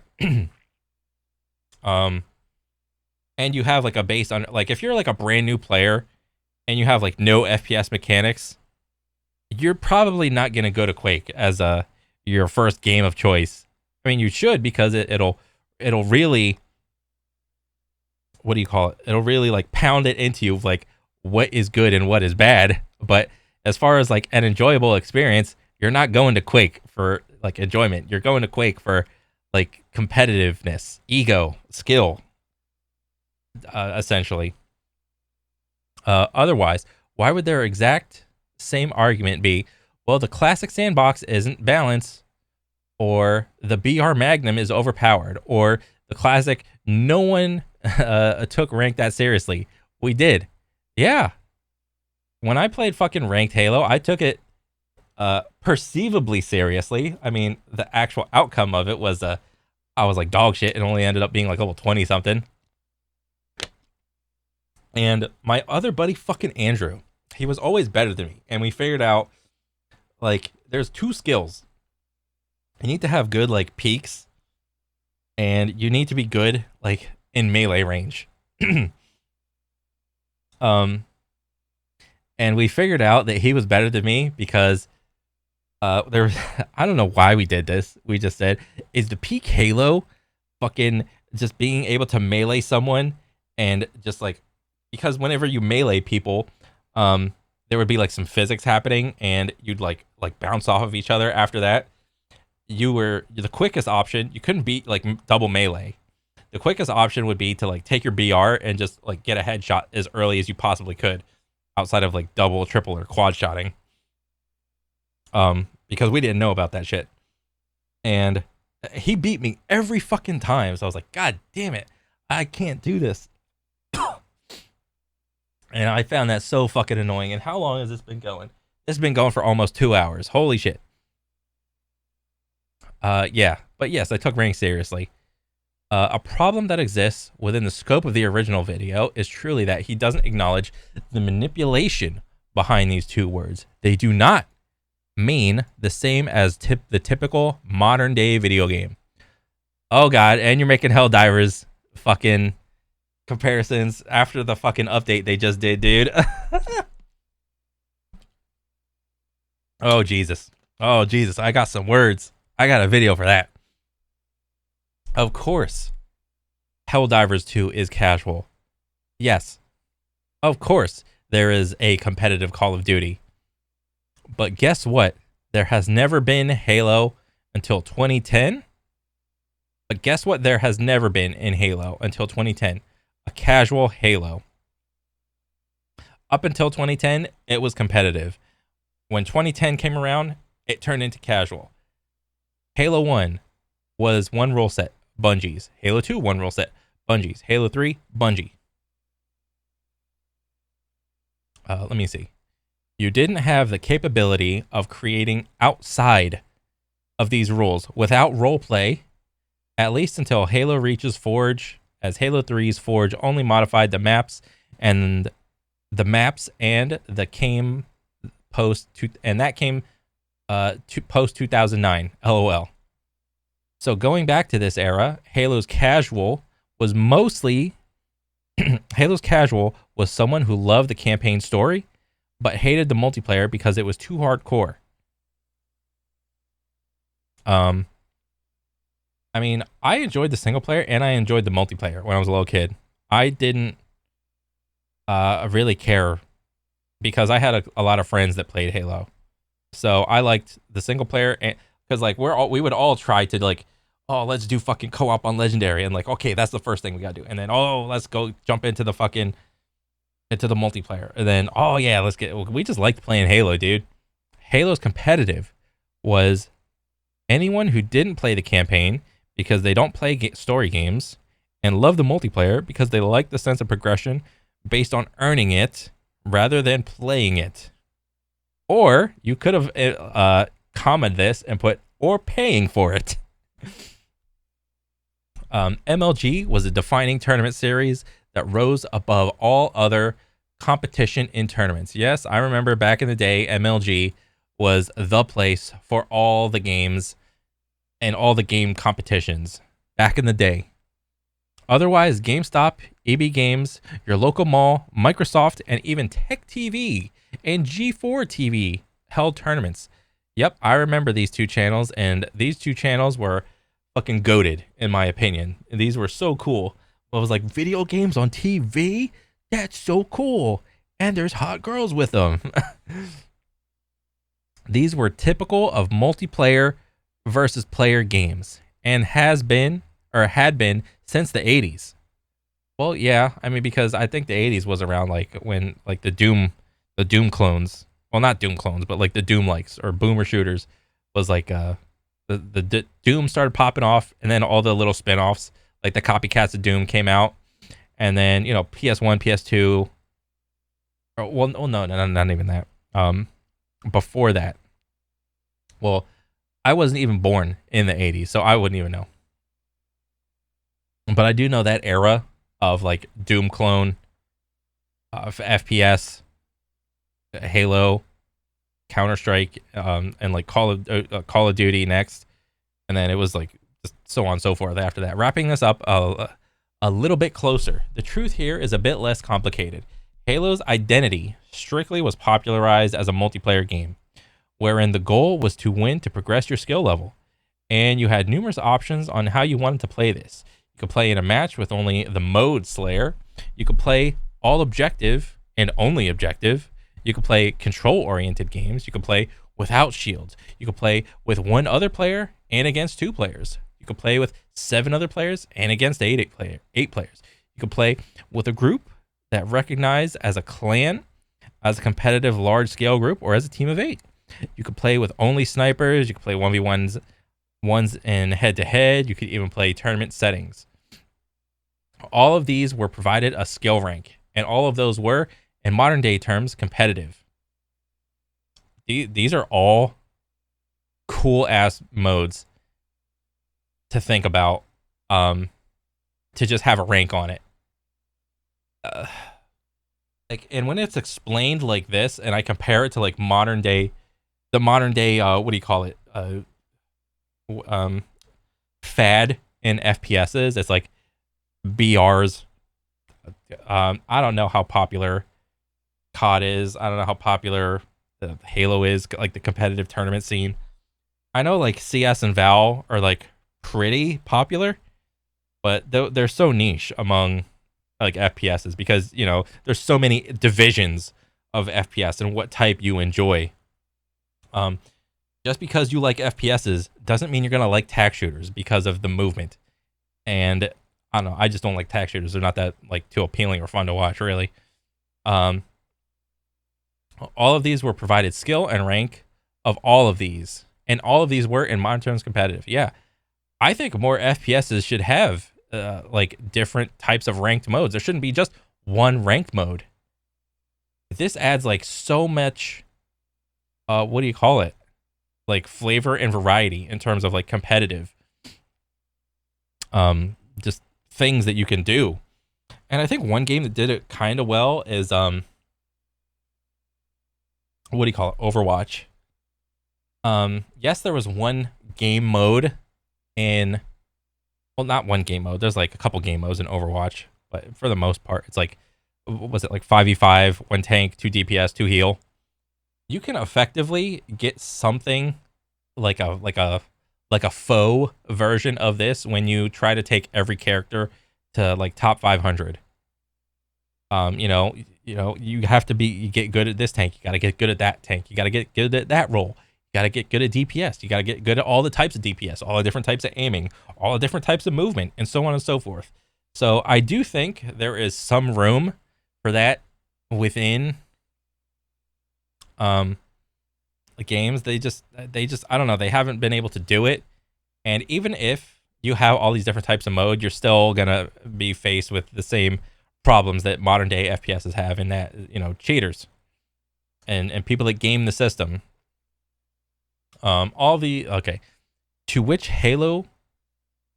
should Halo gravitate toward? Something that never was denied in Halo by the developers, or something that was defined by the developers for the first 3 entries? I'd argue defined by the developers, defined by Halo 1, 2, and 3. Not defined by a niche group of people gaslighting people into believing their cause. Damn. That is straight cooking, if I ever heard it right there. God dang. A truer true has never been trued. And I would probably agree with you, man, for sure. And then you can leave it up to the developers to figure out what they want to do with the esports scene. You have all these like different top players of at the tippy top of like each competitive thing. I don't know, just make a fucking spectacle out of it. The more a spectacle you make of it, I think the bigger and better that this could have been. Really, I don't know. Like maybe, like you have like each of these modes, and you got like rewards at the end of the season or whatever for each of these type of modes. But every mode doesn't have to be like an esport, but you can still provide like rewards for each mode that doesn't make it into like the esports scene. Like 8v8 is, I would argue, like a little bit hard, so you could probably like nix that one or whatever. You could like go into it a little bit more, but it's whatever.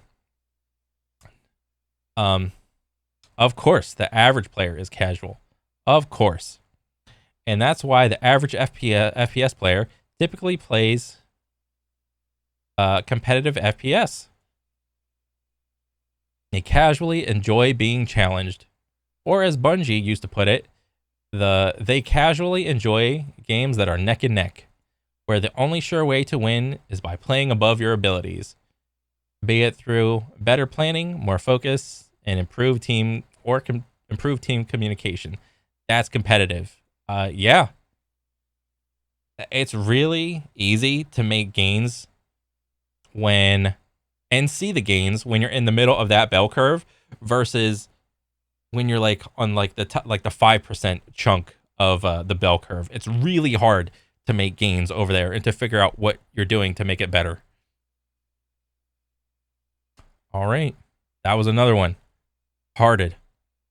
Okay, I'm going. 2113. This is an interesting point. However, let's also translate this over to Halo for a moment. Attacked, or a little rougher like with how you like check someone or something like that. It's like, okay, you're gonna get called a foul on. So there for video games, it's not the same. Like it's almost like in real sports, there is a different rule set for competitive and a different rule set. Well, not even rule set. It's just like general rules for casual play in real sports. And then you take video games and there's like sometimes they'll do like a specific rule set for your multiplayer game for a competitive side, but then you look at the casual side and it's just a different rule set. So like one instance I can think that a game did this like kind of right was like the old school Call of Duties, and like, oh yeah, this is what I was talking about before with like the GAs, or not the GAs, the gentlemen's agreements, but the in-game fucking like items that you can turn on and off for like this rule set or that rule set. Okay. Game rules to Halo Team Slayer were pretty simple. Let's start with Halo 1. You start with the assault rifle and Magnum, right? Your Magnum shoots with a .6 time to kill, and your AR takes 1.5 seconds. Only two types of pickup weapons that are not power weapons on the map. These two pickup weapons, the Needler and Plasma Rifle, have a slow time to kill, right? Plasma Rifle, very slow time to kill. Drains shields fast. Has a slow down effect when getting shot at. True. Needler doesn't track. Slow firing and slow time to kill. In this rule set, the importance is on getting the power-ups and power weapons, wherein you can utilize physics if you'd like, or even glitch yourself by utilizing these physics to your advantage. All right. Defined by the Halo community, casual Halo should be the following. Here we go. Okay, so we got one rule set, and this is what the casual Halo community would want. Nerf the Magnum. Okay, it's too good. It does too much damage. Buff the Plasma Rifle, Assault Rifle, and Needler. Buff the Sniper. Buff the Rockets. Buff the Shotgun. Increase capability of weapon pickups by removing power weapons in specified places and putting them on sides of map. What would that do? Like, if you got weapons, let me fucking paint this. Like, what would that? Oh, black, white. Oh, oh God, that's horrible. Tiny. Color. Yellow. What's this one? Okay. If you got a map, like let's say this is the entire map, your team 1 starts here. Team 2 starts down here. Let's say this is the center. And let's say there's the Rockets or whatever. Right there. What would casualizing the game and increase the capability of weapon pickups by removing power weapons in specified places, putting them on the sides of the map? If it's you remove them by doing this, like by taking them out of the center, and let's say you put them on the side. Like maybe there's only one set of rockets, and like some one team gets them. So what would you want? Like have like a rocket over here and a rocket over there. So now there's this team gets a rocket and that team gets a rocket, and putting them on the sides of the map. I don't think it's like the location that really matters. I think it's just instead of fighting over one, because a power weapon is very snowbally in Halo, make it so there's two on each side. So let's say this team gets that one, that team gets that one. But then both teams have a rocket, and then it's up to each player to use it in a skillful way, which is still not like casual. It's only casual if both teams still get a rocket. I mean, if by that it's like, oh, don't just give it one, give two. Is that what the argument is for the casual side? I mean, maybe. Add timers and countdowns when weapons respawn, so they're aware of weapons on the map. I mean, doesn't Halo do this already? Like, don't they have like the weapons just in Infinite? The weapons just hover on like a little hologram thing, and then you walk over it, you pick it up, and then there's like a little circle with like a little pie chart thing that like just ticks. I don't know if there's like numbers or whatever, but like I'm pretty sure isn't that like that's how it goes currently. I mean, but still, it's not like you pick up the rocket and it's like on your HUD. It's like rockets countdown 5, 4, 3. You know, it's not like that. Add time. Okay, add new weapons to pick up that are easier to use than the current weapon selection. Like what? What are weapons that are easy to use? Rockets and shotguns. Those are pretty freaking easy. And still, those are power weapons. And what was your argument for the power weapons, Mr. Casual? Well, this person casual, not you, like anonymous casual. You need to like put them on the sides of the map. I don't buff those weapons so they aren't difficult to use on your first try. So okay, so buff plasma rifle. And like there's a bunch of different things you can do to like buff a weapon. But at the end of the day, it's all about like the damage and time to kill, understandably. Buff the plasma rifle, buff the AR, buff the needler, buff the sniper. What? How is this? Is a sniper good in Halo Infinite? Isn't it still like a one shot is a headshot and then it's 2 to the body? Buff the rockets. Isn't a rocket?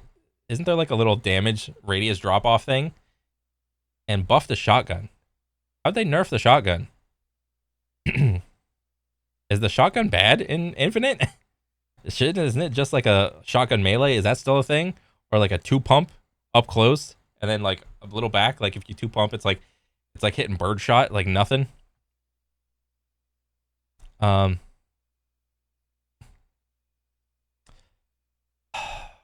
So this whole thing, like the Magnum was like in Halo 1, the Magnum was like one of the best weapons in the game with its like 0.6 time to kill. If they're all headshots, I'm assuming. And it's within the range because, you know, in what was it? Let me whip out the paint again. In Halo 1, you know, and you have like your pistol reticle, it was like something like this. Like, let me actually do this. Fucking circle. Is this a circle? You had a circle. And it was, give me a brush. This was like the pistol reticle. It was like this, that, this, that. But how the bullets came out was it was entirely random. Like I think maybe like the first shot was always 100% accurate, but any other subsequent shot it was like completely random within the reticle.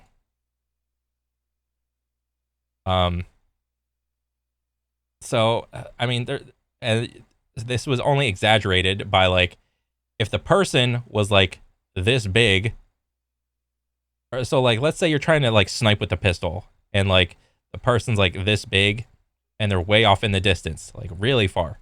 Well then yeah, the dude is gonna be like the pistol's gonna seem really ineffective when like maybe the first shot hits, but then the other bullets are like going every which way and it's like god damn it. But then if you acquire the range, and let's say this is and let's just say this is like the character, like this is like the head, this is like the visor of like the character or whatever, this is their neck, that's their shoulders, and so on and so forth. When you acquire the range that you make your screen look like this, and it's all headshots, then yes, it's very easy to perceive that the pistol is like really good. But you have to put yourself in like the correct like thing, like the correct distance, the right situation for each weapon to like shine. Provided you have like the right mechanics for the right ranges and so on and so forth. You have to be careful when like you like rebalance weapons. A lot of the time, yes, the pistol was really good, but I could name you a bunch of instances where like the plasma rifle was good. Anytime you got out of range, or not out of range, like I need the fucking paint again. So like, let's say this is gonna be like a top-down view of like player one. This is like their shoulders. This is their feet. And this is their like, let's say whatever the viewing angle is. This is their view for infinite distance. The plasma rifle was amazing anywhere that you were not like straight on. So like the plasma rifle was fantastic. Like anywhere here. So like all of this was fantastic to use the plasma rifle. Why? Because you had that slowdown effect, and it also affected your turning radius. So the plasma rifle sucked if you were right here, because it simply could not compete with the pistol. Plasma rifle versus pistol in like a soul like damage fucking like 1v1. Yeah, you're losing every time. But any time where like you got to see like where like the player's reticle wasn't already on you and you start plasma rifling them, it was so hard for them to like get their reticle on you to do anything about it.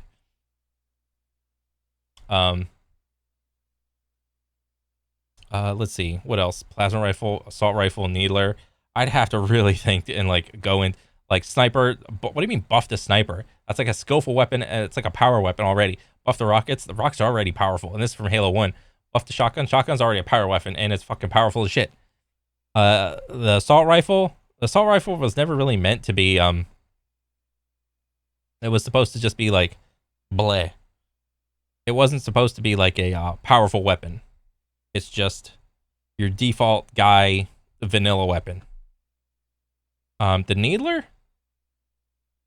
I don't know. I would have to like. I hated using the fucking needler. Not gonna lie. Do they buff the needler or not? I don't know. I'd have to really think about it more so than I want to right now, because this video is over 2 hours. All right.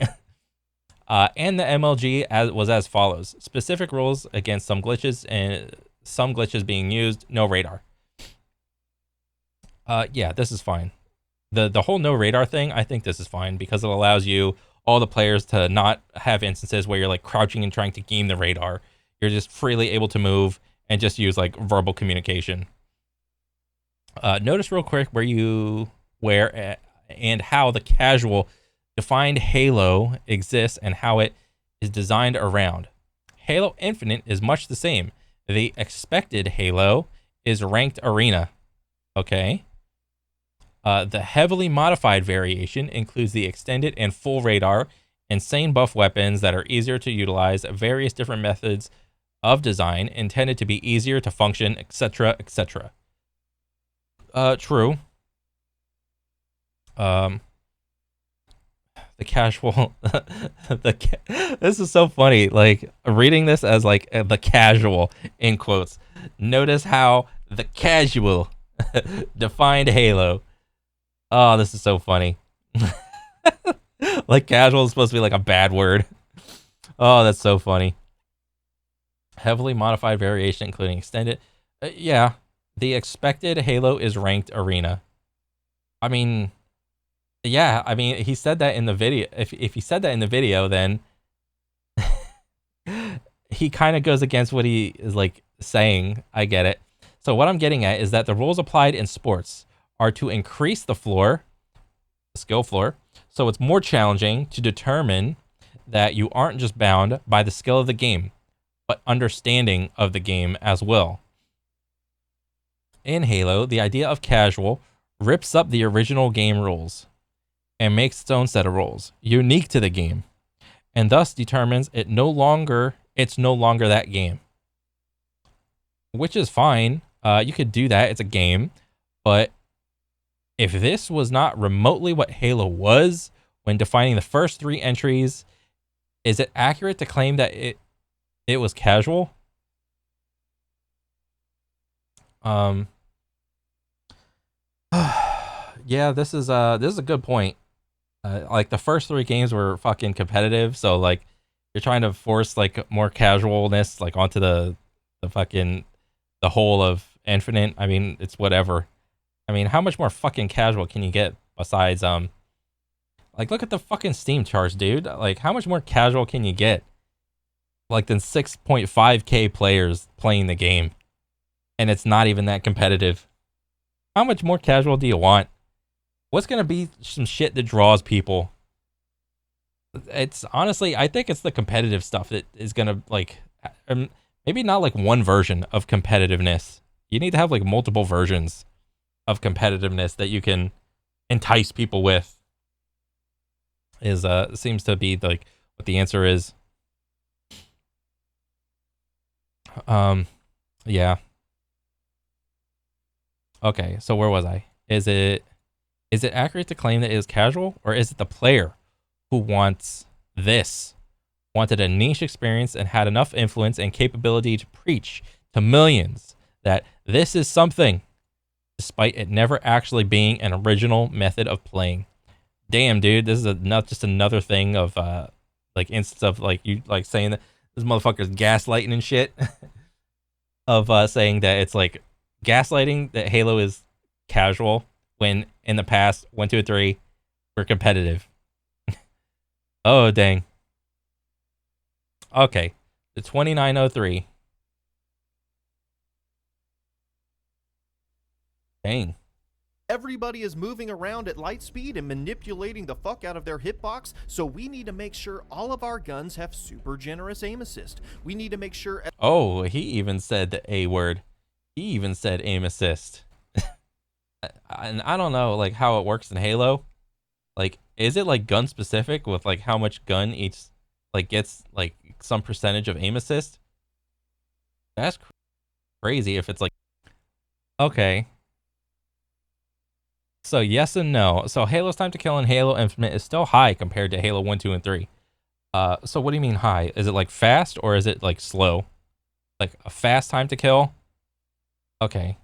The newer precision weapons, the Bandit Evo, brought the precision weapon down to the current time to kill of 1.2 to 1.5 seconds for most weapons. Okay.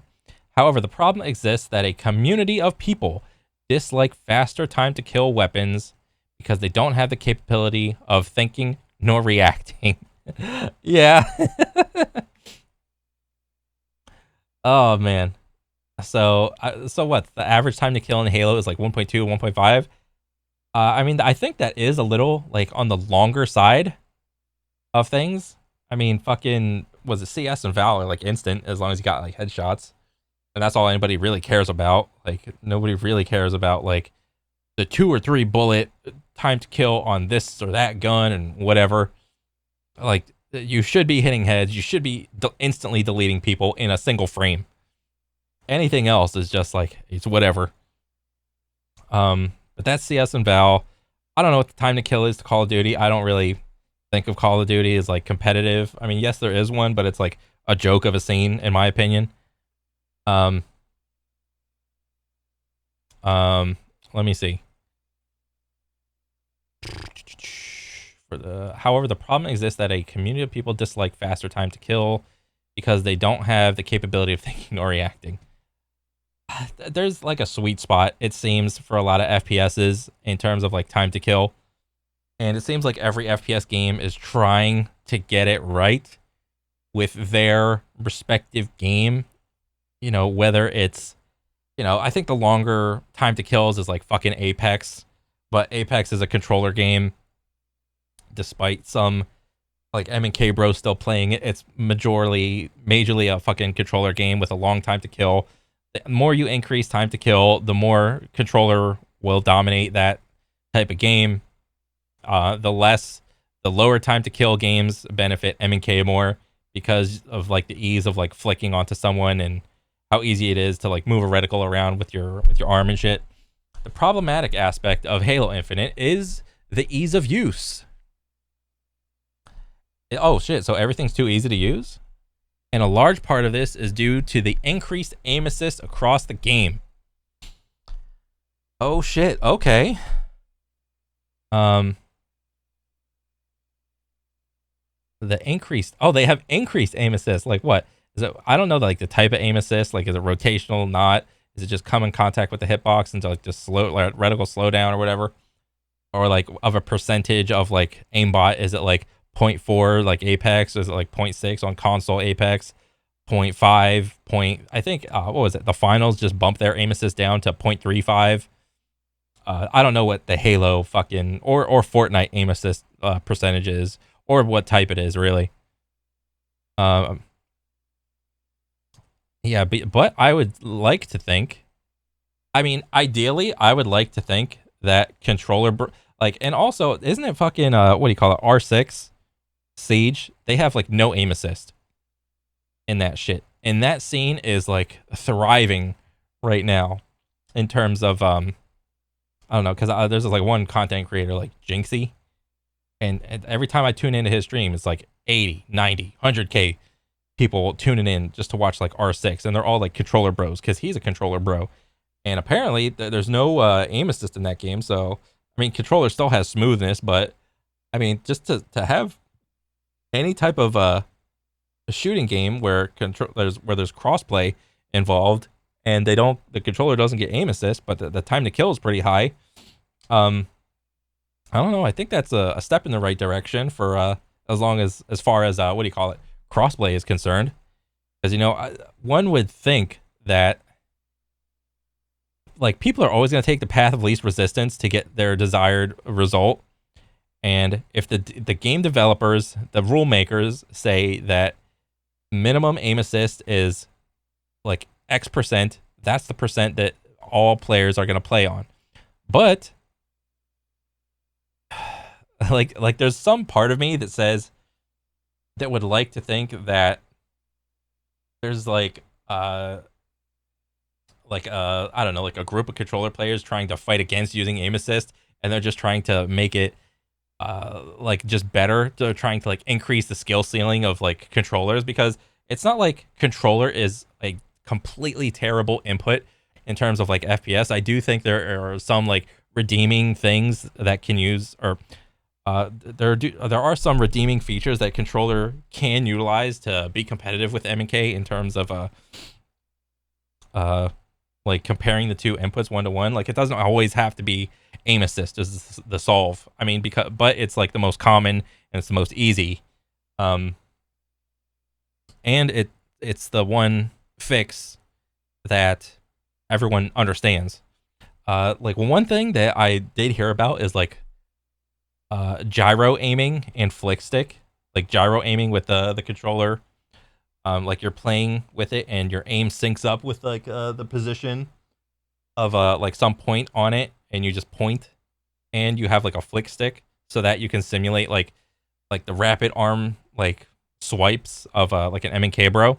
I think that has some viability. It's just that you got to wait for everybody, the massive amount of controller players, to develop this type of like muscle memory to like utilize it. Because I mean, I think the only game that utilizes it really is like Fortnite. But I don't know. I've yet to see anybody that is like really shine and like popping off with like gyro aim and flick stick. Typically, Halo Infinite is played on a controller. However, now even keyboard and mouse has extreme aim assist added. Yes, I did see that, and my opinion of that is like that's a meme, which feels weird. Controller already had its aim assist increased in 2023, so across most weapons, and primarily keep increasing the magnetism cone angle. Okay, so it's like you get aim assist here, now you get aim assist here, now you get aim assist here. That could be a good or a bad thing. which is kind of hilarious, thus making it more forgiving to win battles. Because it's not like always increasing the cone of slowdown is a good thing. I'm waiting for like some people to take advantage of this and just to like I think one counter to that, like the large ass fucking cone of aim assist. I don't know how big it is, like what degree, have someone like fucking protractor this shit out. I want to see, like, my knee-jerk reaction to this would be, well, what's the counter to like the increasing fucking increased cone? Wouldn't it just be to put fucking two characters on opposite sides of the cone to where it's still affecting the aim assist? Like, it's slow as fuck, but now you're just stuck in like a 1v2 and you're like slowly moving your reticle either way, so you're just fucked. Isn't that the counter to it? I haven't really yet even see Apex players take advantage of that fucking little that little fight mechanic, or at least no one's talking about it. Whatever. Controller already had its aim assist increased, which is kind of hilarious. It's like, you guys, that's like the developer saying, guys, you suck. We have the numbers to back it up. So in response to that, we're going to give you more aim assist. And everyone's in the background cheering like, yay, more aim assist, yeah. Oh my god. All of this is to say that most FPS entries in the PvP space either remove these assists or just adjust them to be very minimal at best. Yeah, that's probably right. I don't know about removing. Aim assist is for money and collecting money from casuals. That's what aim assist is for. Aim assist is to give players the illusion of skill where there was none, to make them feel they're doing good in the game. And because you feel you're doing good in the game, you feel more attached to the game. And when you feel attached to the game, you're more willing to spend money on the game. That's why aim assist is on there. I have never seen aim assist be removed. I have only just seen aim assist be reduced, and by a very little amount. And minimal at best, I mean, I don't know. 0.35, that's about a third. I don't know whether or not you think a third is a lot. I mean, 0.4, now you're starting to eke into like the halfway mark. Is half significant or not? I mean it's whatever, and it's going to depend on game by game.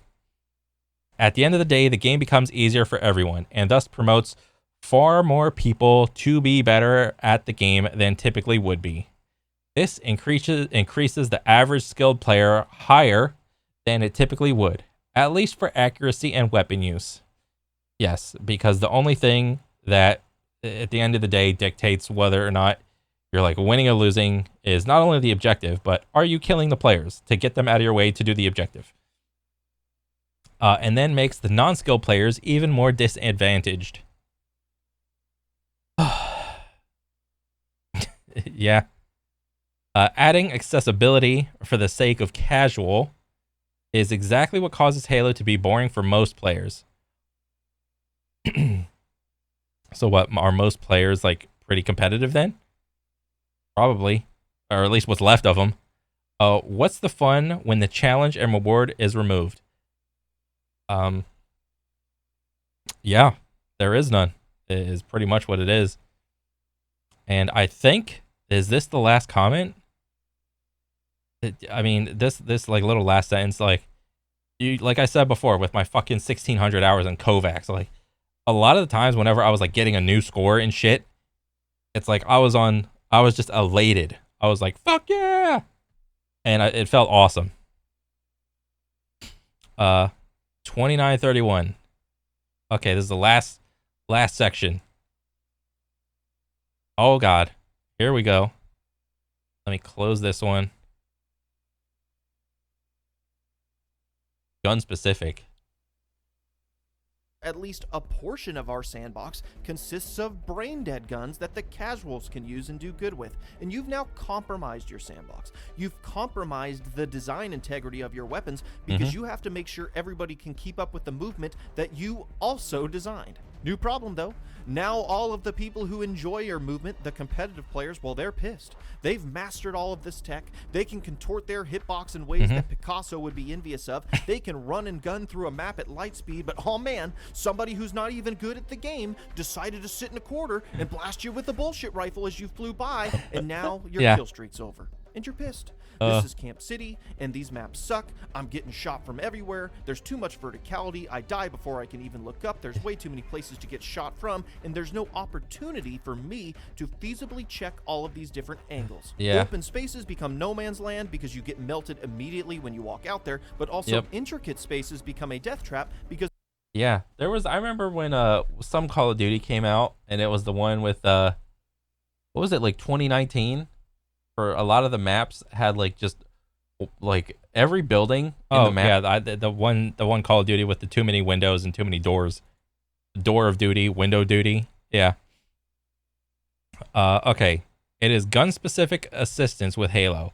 Upon launch, Halo Infinite was at levels equal to Halo 1 to 3 for assistance in terms of like aim assist, I'm assuming, which was very minimal amounts compared to latter entries. All right. Back then, I don't know how, if we had the, I don't know, like wherewithal to figure out the percentage or the type of aim assist. I mean, we could probably figure it out. I mean, I could probably like boot up Halo 1 or like Master Chief Collection and figure out like how much aim assist and whatnot, or just maybe like a simple Google search or whatever. 1 to 2 years after its launch, 343 had been adjusting weapon tuning to make every weapon easier to fire, easier to land shots, easier to hit heads from distances, etc. Usually they do this by just like simply increasing projectile speed or projectile growth. Like when you see a bullet come out of a gun, it's not just a bullet. It's like not like a tiny pixel. It's usually like a bullet is like a cone that comes out of your gun, and it just grows. So like maybe like a pistol bullet, or like maybe an SMG bullet, it'll have like a really small cone. And we gotta paint this. So like here's your gun, maybe like a pistol. Whoa, pistol. Would have like it'll be like a very small cone. Like in terms of like projectile growth. Maybe it's like that, very precise. And then, of course, this is exaggerated, but like maybe you have like a shotgun. Like here's a shotgun, and it's, whoa, shotgun. Maybe like all the projectiles come out like that. That's a cone. That's a cone. Maybe another one comes out like here. And like, oh my god, all of a sudden you have this big range that you can get like some hitboxes on. Or maybe a sniper, like, oh, here's the sniper. There's a scope on the sniper. Whee, it's a sniper. Maybe the bullet projectile growth looks like this. And this is just one big area that, like, you would think like a bullet like that, but it's not actually like a little bullet. It's more like a cone, a big thing coming at you. That's why.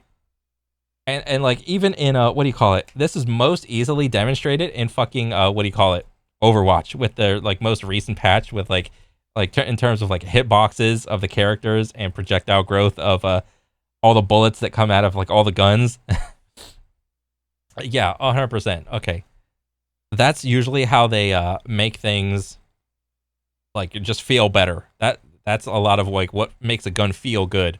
The projectiles going out of the gun at like a super fast rate. If it's not hit scan implies that wherever you aim and click, the bullet will 100% go there every time. There's no up and down, there's no ballistics, there's no velocity that you have to like take into account and all this other shit like in real life. But I mean, it's a fucking video game, for Christ's sake.